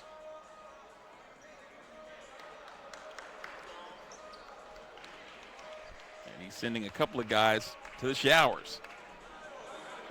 Okay, so Dial is headed to the showers. 3 guys in all headed to the showers for Georgia Southwestern. 2 for Augusta. That's 3 Dean. 3 for Augusta as well. Sorry, you go ahead. Whitley and Dial headed that way, while 2 guys for the Augusta University Jaguars headed off. And they would be Miguel Arnold and Lee Flanor. Stand corrected. And Tyree Myers. Yeah, see, not just Miguel Arnold and Tyree Myers, but also Tyshawn Crawford. Did you mention him? I did not mention him. See, he had 4 fouls when all that started. I knew he would be gone because, whether it be a technical or a personal, he was going to, that was going to. Yeah, regardless, that would have been his 5th. Yeah. And or a technical. I think Sean Moss might be headed back now. That's a 4th for Augusta.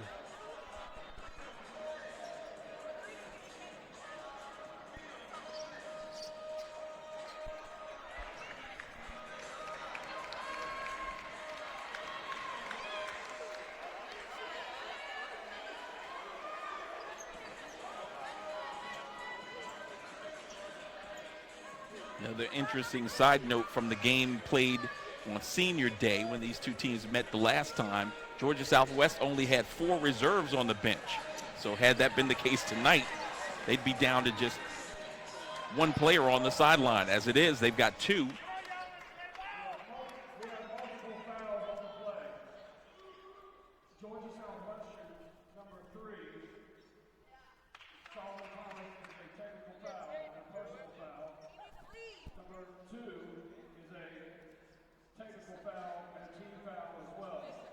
Georgia Southwestern, number 5, Whitley, number 11, Jamari Dean, and number 21, Abdul Dial have been ejected. For the Jaguars, for Augusta,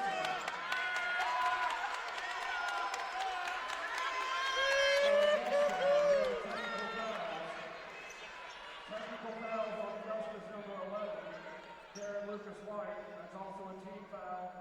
Technical foul on number 21, Troy Cracknell, also a team foul. Ejections for the Jaguars, number 0, Ty Crawford, number 2, Tyree Myers, number 4, Sean Moss, and number 5, Miguel Arnold, have all been ejected for Augusta.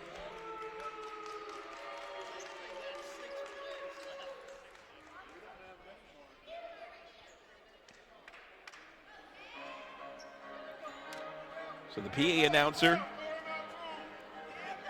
Jason Cheer, give you the renderings of all the players that were sent to the showers, the locker room.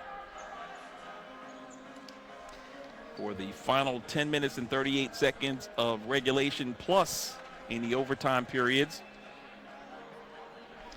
My opinion of what we just saw is that this is a drawback, a flaw in the way the game of basketball has evolved. Very little just happened. Very little just happened, and everybody's gone. And so, you get these rules where if you push a guy, that's a tech or an ejection or something. And, guys that battle and get physical for 40 minutes at a time, every once in a while they're probably going to push a guy. And, I think everybody, maybe the turning point in the game of basketball was the Malice in the Palace when, brawl broke out in the middle of a game, a melee between fans and players. And Ron Artest comes to mind. Exactly. Indiana Pacers and Detroit Pistons in roughly 2003, if I remember right. And since that day, it just became this thing where if anybody squares off against another guy in a moment of emotion, you break out the footage and you start sending guys to the showers en masse. And I don't know who's served by that. I don't know who's served by what we just saw. I definitely don't think anybody's safety was at risk. I will say Tyshawn Crawford did not handle himself well. They send him to the showers. That would be probably an appropriate judgment on what we just saw. But a dozen or more players being ejected when it's all said and done, I don't understand that. So according to our numbers, we've got 4 guys representing Augusta University whose night is done, and 3 for Georgia Southwestern. And after 10 minutes of deliberation, we'll get back to basketball. And fortunately for Augusta, a young man who's having a career night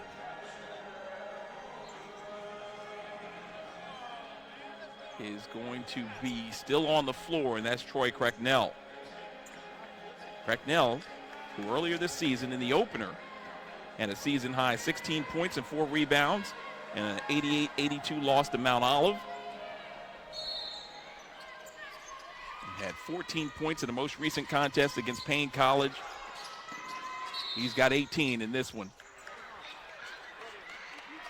As we've got a foul 5 seconds into the resumption of play.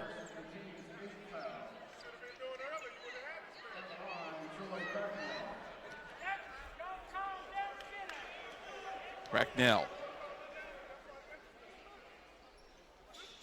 is perfect on the night. 7 for 7 at the line.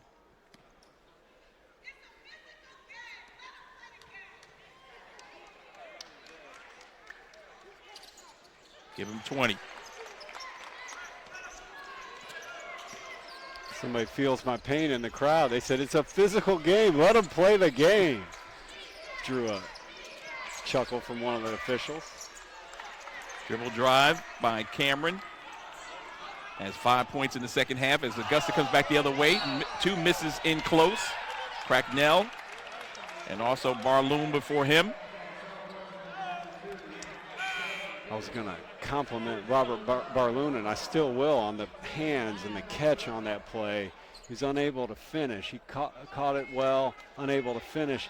When he gets more and more playing time, he'll start converting these plays. He comes up short of converting quite often, but I just think more minutes, more reps on the court will fix that. He's a good player. He's a skilled player. Wonder if that could be a result of the eye. Could he not see the basket on that side? That was his left side. I think a little more nerves than anything else. Cracknell with his first miss of the night.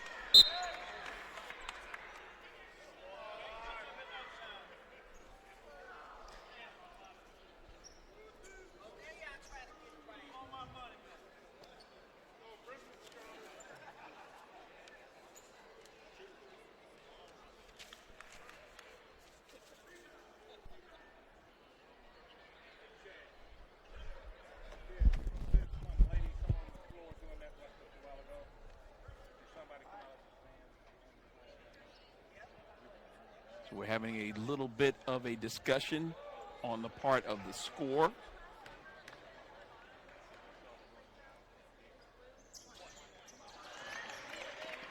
Cracknell makes good on the second one. 10 of 11 at the line. Cracknell now with 21 points. And there's 3 ball by Press, no good. Good rebound in traffic by Robert Barloon. Lucas White, top of the circle to Barloon. Cracknell up top to Lucas White. Torelli into the post. Barloon on the strong drive, but loses control of the basketball.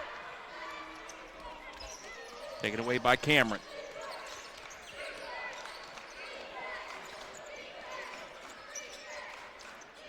Terrence Evans. Cameron on the perimeter. Up top. Dodson to Press. Back to Dodson. Shot clock down to 5. Press. Working against Torelli. Elevates. Shot attempt is no good. Loose ball rebound. Dodson had it for a moment. They're going to say someone was on the end line. Yeah, it's a gutsy defensive possession by Augusta. You know, Barloon's having trouble on the offensive end, but he's really holding his own on the defensive end. This team's going to have to scratch and claw to get this victory. Possessions like that will do it. That was a huge defensive stop. Yeah, we see it here. Look at all this activity, you know, forcing a tough shot like that. Now, we don't get the rebound here, but guys are fighting to the point where when Georgia Southwestern does get it, he comes from, you know, you couldn't quite see it there, but he was out of bounds and he came back in, didn't establish himself on the court in time. Yeah, that was a really good defensive possession. I don't know if we could see that one more time, but, you know, bodies are flying around. You know, we'll see here, Torelli closing out, forcing the dribble, getting back in position, probably a push-off there, probably got away with an offensive foul. Guys are fighting to block out, gang rebounding. That's the kind of stuff that you're gonna have from Augusta if they're gonna pull out this win shorthanded here. 9:06 left to play. Augusta has extended their lead from 2 to now 6 points. 58-52 is our count.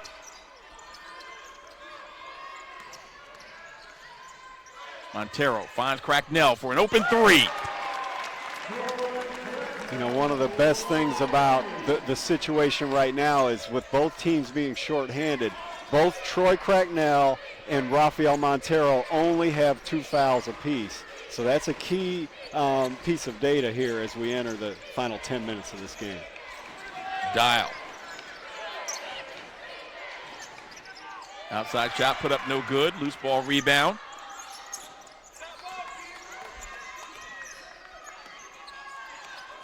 Of course, Dial has been sent to the showers. That was Dotson.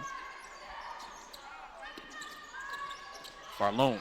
Wide open Torelli. Rattled off, no good. Rebounded by Press.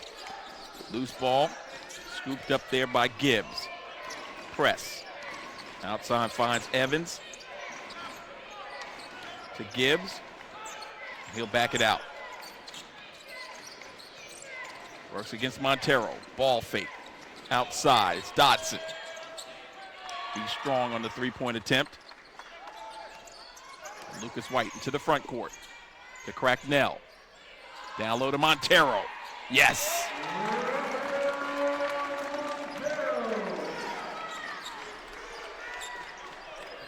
I dare say Augusta's been energized by that melee a little while ago.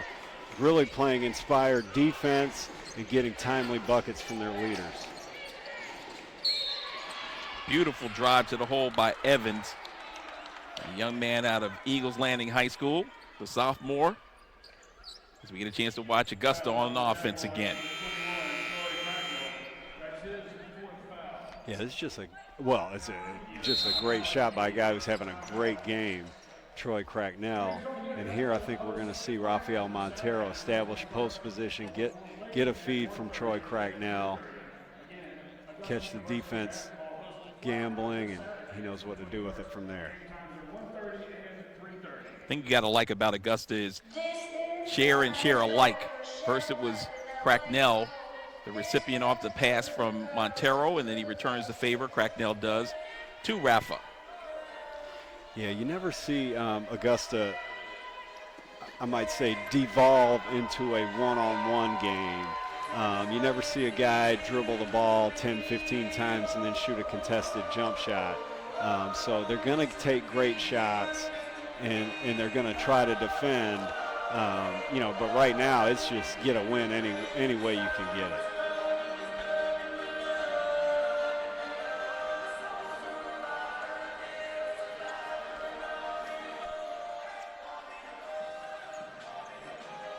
Now look over there on that Augusta bench, see 5 bodies. 4 of them have played very limited time this season. But one guy that Augusta can count on, and they can count on more than just one guy, but a guy that I look over and say, especially well rested, is Lee Flaneur. So if he's called upon, he'll be able to contribute.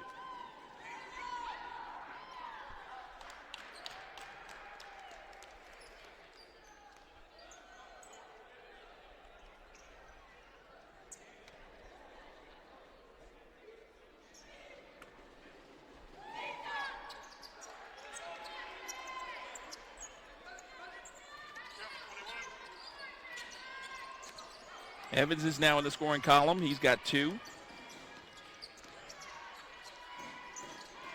Augusta's lead is down to 9. Montero. Nice pass inside to Barloon. Got his pocket pick.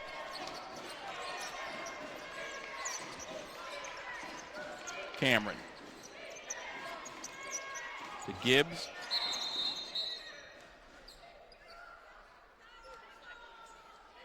Got an issue with the shot clock.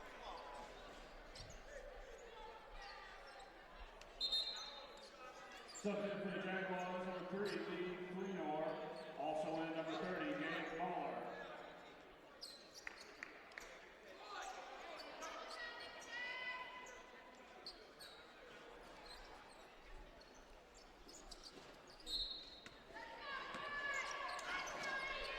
So is that 4 on Troy Cracknell? Did you note that already? I did not.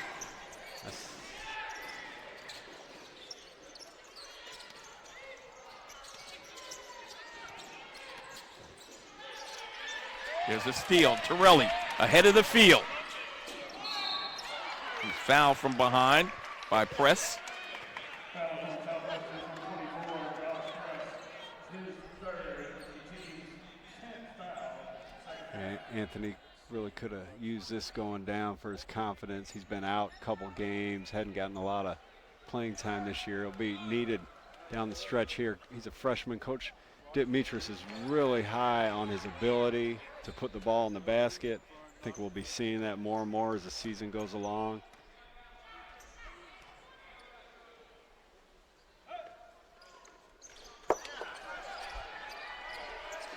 Yeah, and Troy Cracknell does have 4 fouls, so that's a blow to Augusta.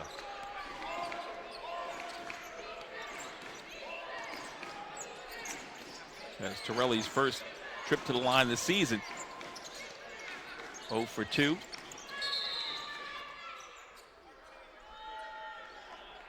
Foul on Augusta, number 13, Anthony Torelli.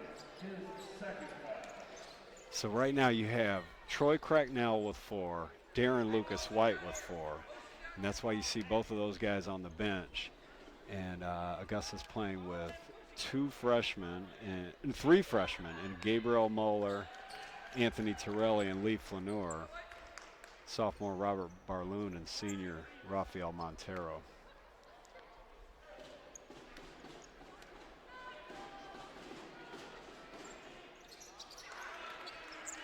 So what you have here now is Rafael playing the 3 because Lee Flaneur and Robert Barloon are inside players exclusively. Rafael's a very skilled guy, so he'll be able to hold his own, but it's definitely not his first position. Foul on Hurricane number 23, Sean Johnson. That's his first. At the line for Augusta, Gabe Muller. Both teams in the double bonus. So Gabriel Mahler will step up to the line. Young man from Iceland.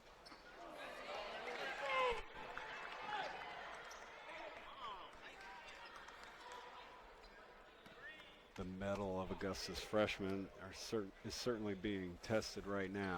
His first time at the line as well, Chad. Rebounded by Flanor.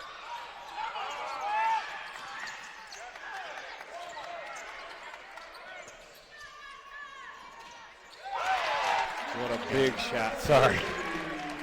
A little caught up in the emotion there, but what a big shot by Anthony Torelli, the freshman, right after missing 2 free throws. Calmly steps into that one. A little bit of a fadeaway. That's the kind of shot that he's best at. Gets scored on there, though. Keyshawn Gibbs, the junior, working against the freshman. Yeah, this is the kind of thing that Anthony does. He's got a little bit of a fadeaway on his jumper. You can see there why Coach Dimitris is so high on his ability. It's the biggest shot of his young career, no doubt about that.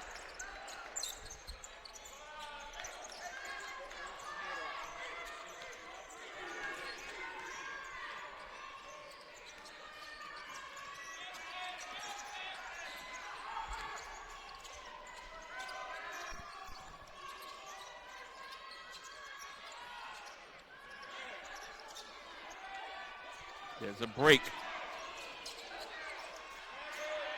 On the boards is Montero. Great job by Robert Barloon to affect that shot. Mahler on the perimeter. Flanor. Torelli. 3 freshmen. And a turnover.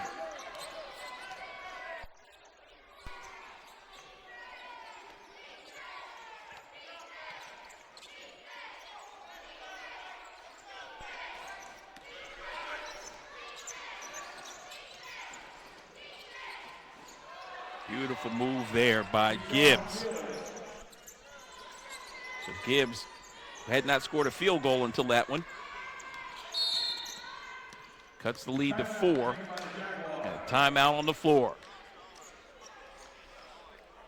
Wow. You cut the tension with a knife right now. Augusta's just trying to hold on. You've got Darren Lucas White and Troy Cracknell with 4 fouls. They're going to check back in now, try to make it through this last 4:19 without having to exit the game like so many of their peers.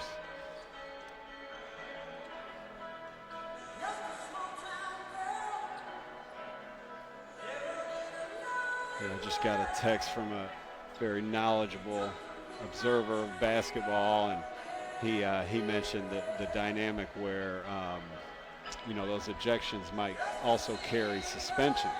I thought about that. Yeah, he mentioned he thinks that it's a 1-game suspension, and it'd be a mighty blow for the Jaguars and for the Hurricanes with conference play just now revving up. Saturday's the next game. Flagler's coming in here.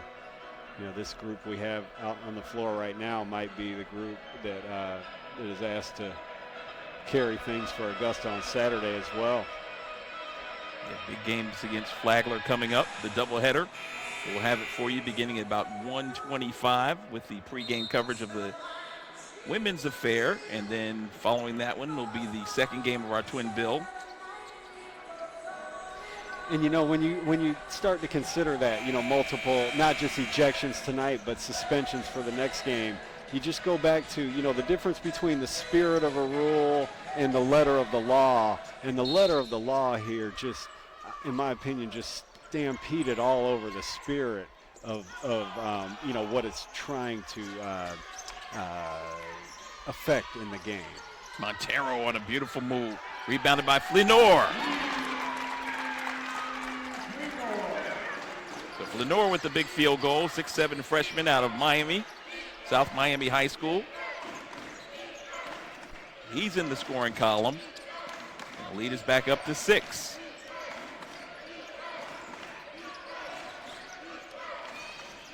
There's a steal.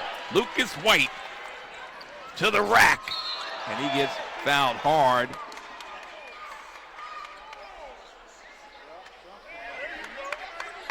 I wonder if we clip that one for replay potential, because I think Coach Metris is furious about possibly Darren Lucas White having his legs cut out here. Let's check this out. Looks like they already called it. Yeah, that's these days, that's definitely 2 in the ball. Yeah, no need for replay on that one.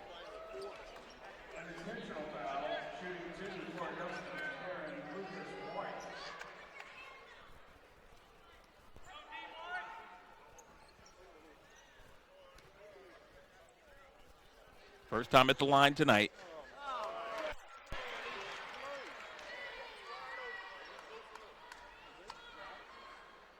.78% free throw shooter.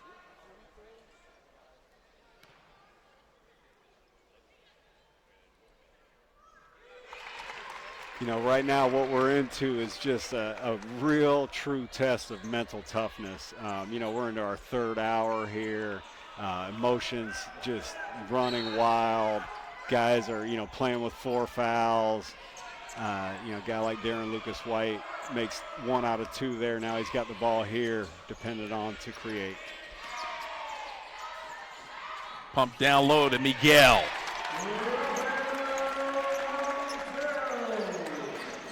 Montero unofficially with 24 in the ball game.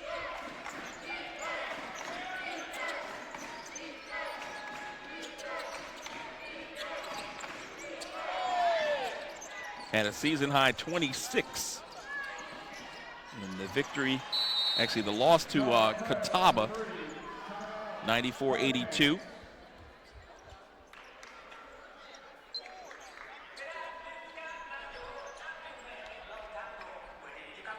It's going to be the bucket that put Augusta up by 9 by Montero. Nice feed from Lee Flanor.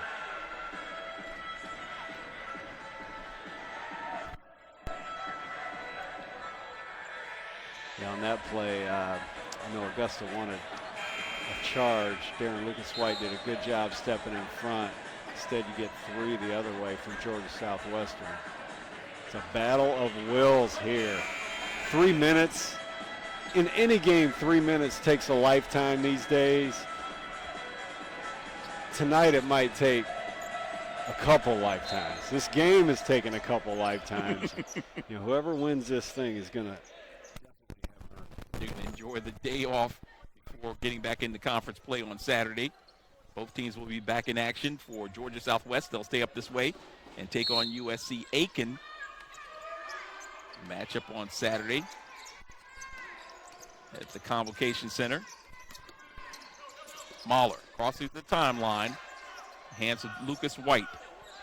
18 seconds on the shot clock. Lucas White trying to walk him down defensively. Gets the ball screen. Tries to come back to Montero at the top of the circle. Rafa 1 for 1 from three-point land this season. Instead of kickball, we'll give the ball back to Augusta. Each team with 1 timeout remaining. Cracknell looking for another 3. Oh, my. Lucas White in the air. Darren will go get it, I'll tell you that much. Had it with the left, couldn't gather it over with the right. So Augusta in a man-to-man defensive set.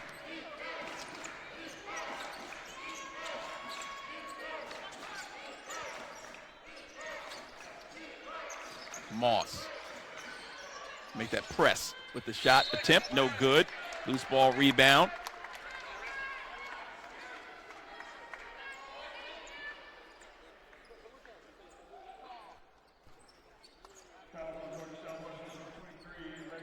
And that foul was assessed against Rayshawn Dotson, the junior. That's his second. Montero back at the line.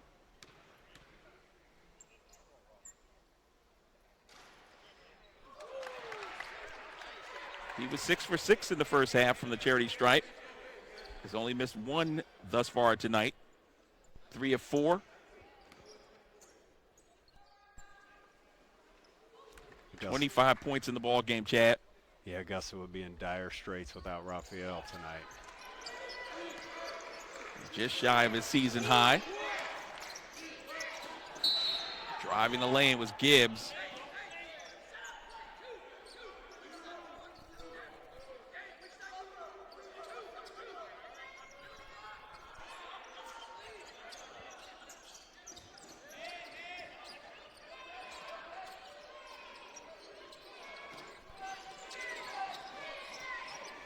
There's a three.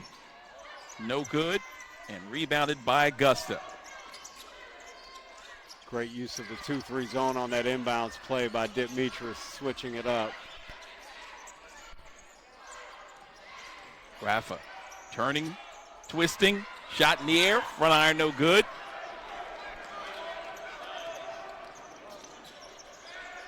Press up top to Gibbs. Gibbs on the penetration, tries to find press, and the ball's deflected out of bounds. The Hurricane basketball.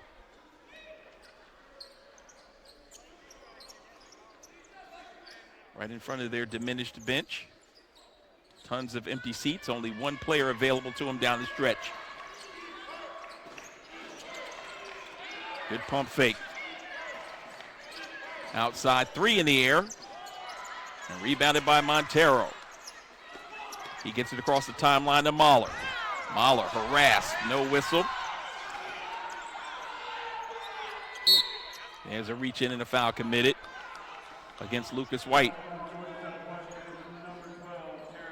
Terrence Evans picks up the infraction.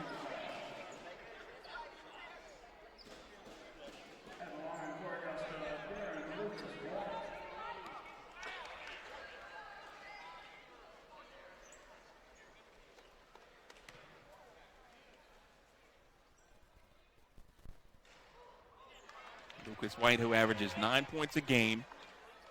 And as I mentioned earlier, 78% free throw shooter, having an off night tonight on the offensive side. Now 1 for 4 from the free throw line. Yeah, I think it's just hard to be in a good offensive groove after all that's happened tonight. This game's going to be won on the defensive end of the court. He's got 5, and Augusta's lead is 8 as we reach the 1 minute mark.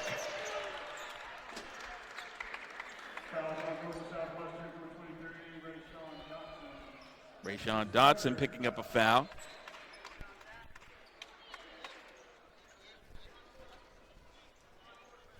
On that half-court screen, he tried to screen off Mahler. Mahler trying to walk it off. So he realizes diminished numbers. He's got a little knee or ankle issue. So Cracknell will come back into the backcourt.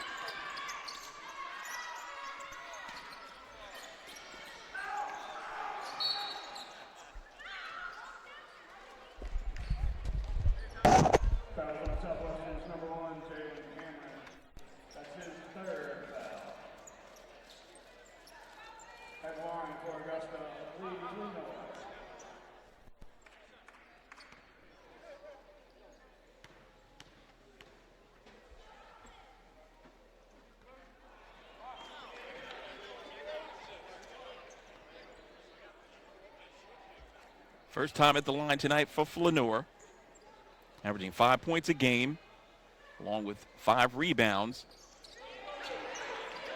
And the 48% free throw shooter knocks down 1 of 2. The 3-point attempt in the air, no good.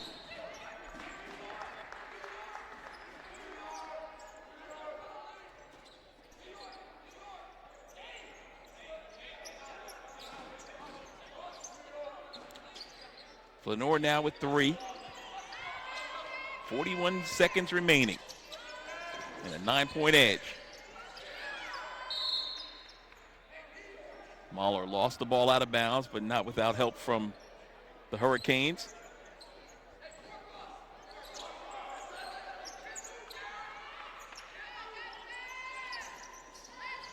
Cracknell helping Lucas White to get the ball in the front court. Montero with the lob for the slam. And that's your exclamation point. Leaf Lenore elevating and flushing it with flavor. Dotson coming back with the answer as we get a chance to watch it again, Chad.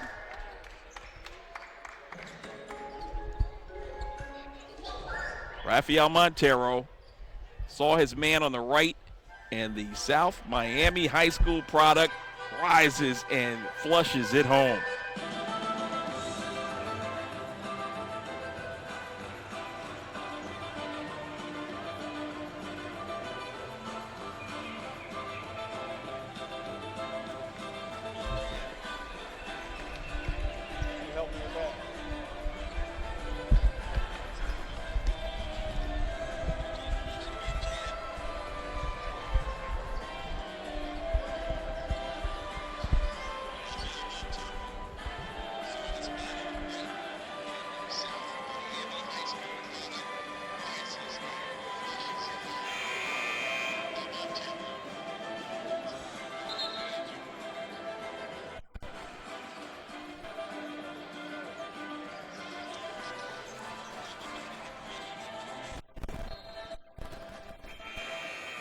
We talked about the preseason rankings in the Peach Belt.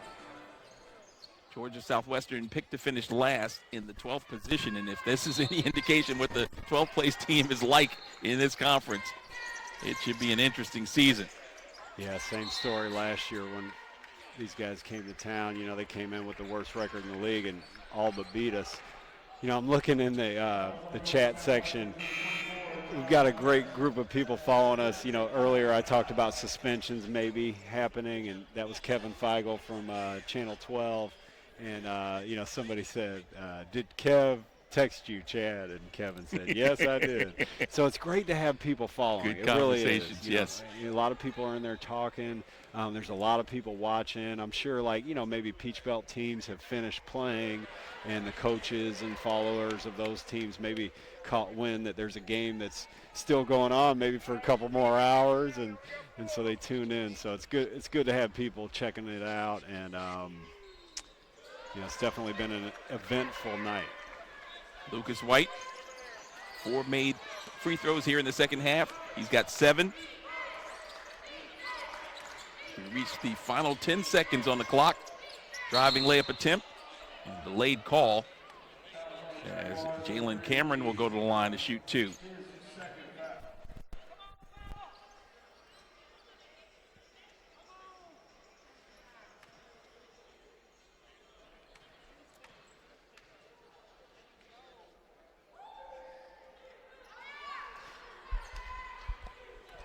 I took a break there to ask somebody what their take was on all those ejections, and what I was told was that the big driver was people leaving the bench, and it is a hard rule. So that you can't deny. Yeah. But sure, yeah, you got to do what you got to do. But you know what I wonder is, you know, the suspension thing. Does that warrant a suspension? We know it warrants an ejection. Right. That's the, you know, the rule or whatever. But does that, you know, somebody can just break out the rule book. Maybe I'll go do that now. You talked about spirit versus the reality of it. Yep. Well, our final score, Augusta victorious as they move into a first-place tie with USC Aiken and Georgia College, all undefeated through the first games of their Peach Belt Conference seasons. USC Aiken currently 2-0 in conference play. Georgia College 1-0.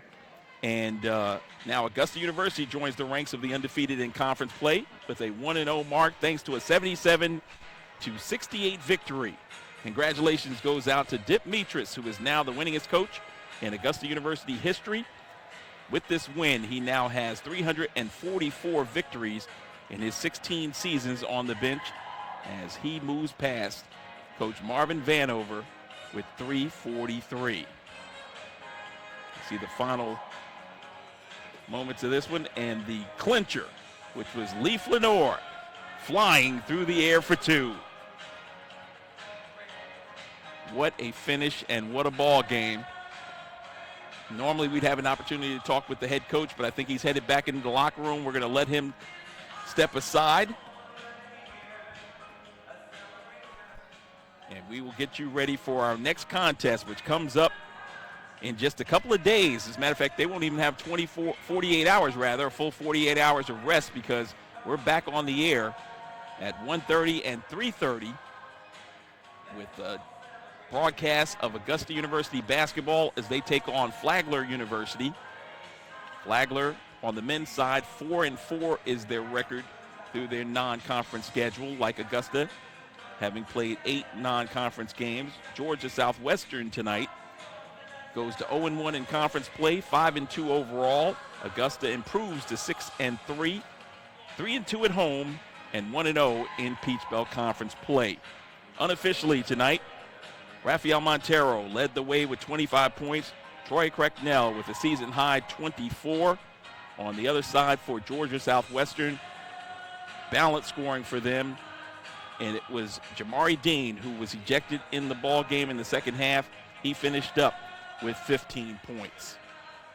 So for my broadcast partner, Chad Cook, and Marcus Burnett, our talented producer-director, I'm the Mac Daddy, Charles McNeil. Thanks to AUG B-Ball and Augusta University's athletic department for having us. This is SUV TV's continuing coverage of the Jaguars. Winners tonight, 77-68.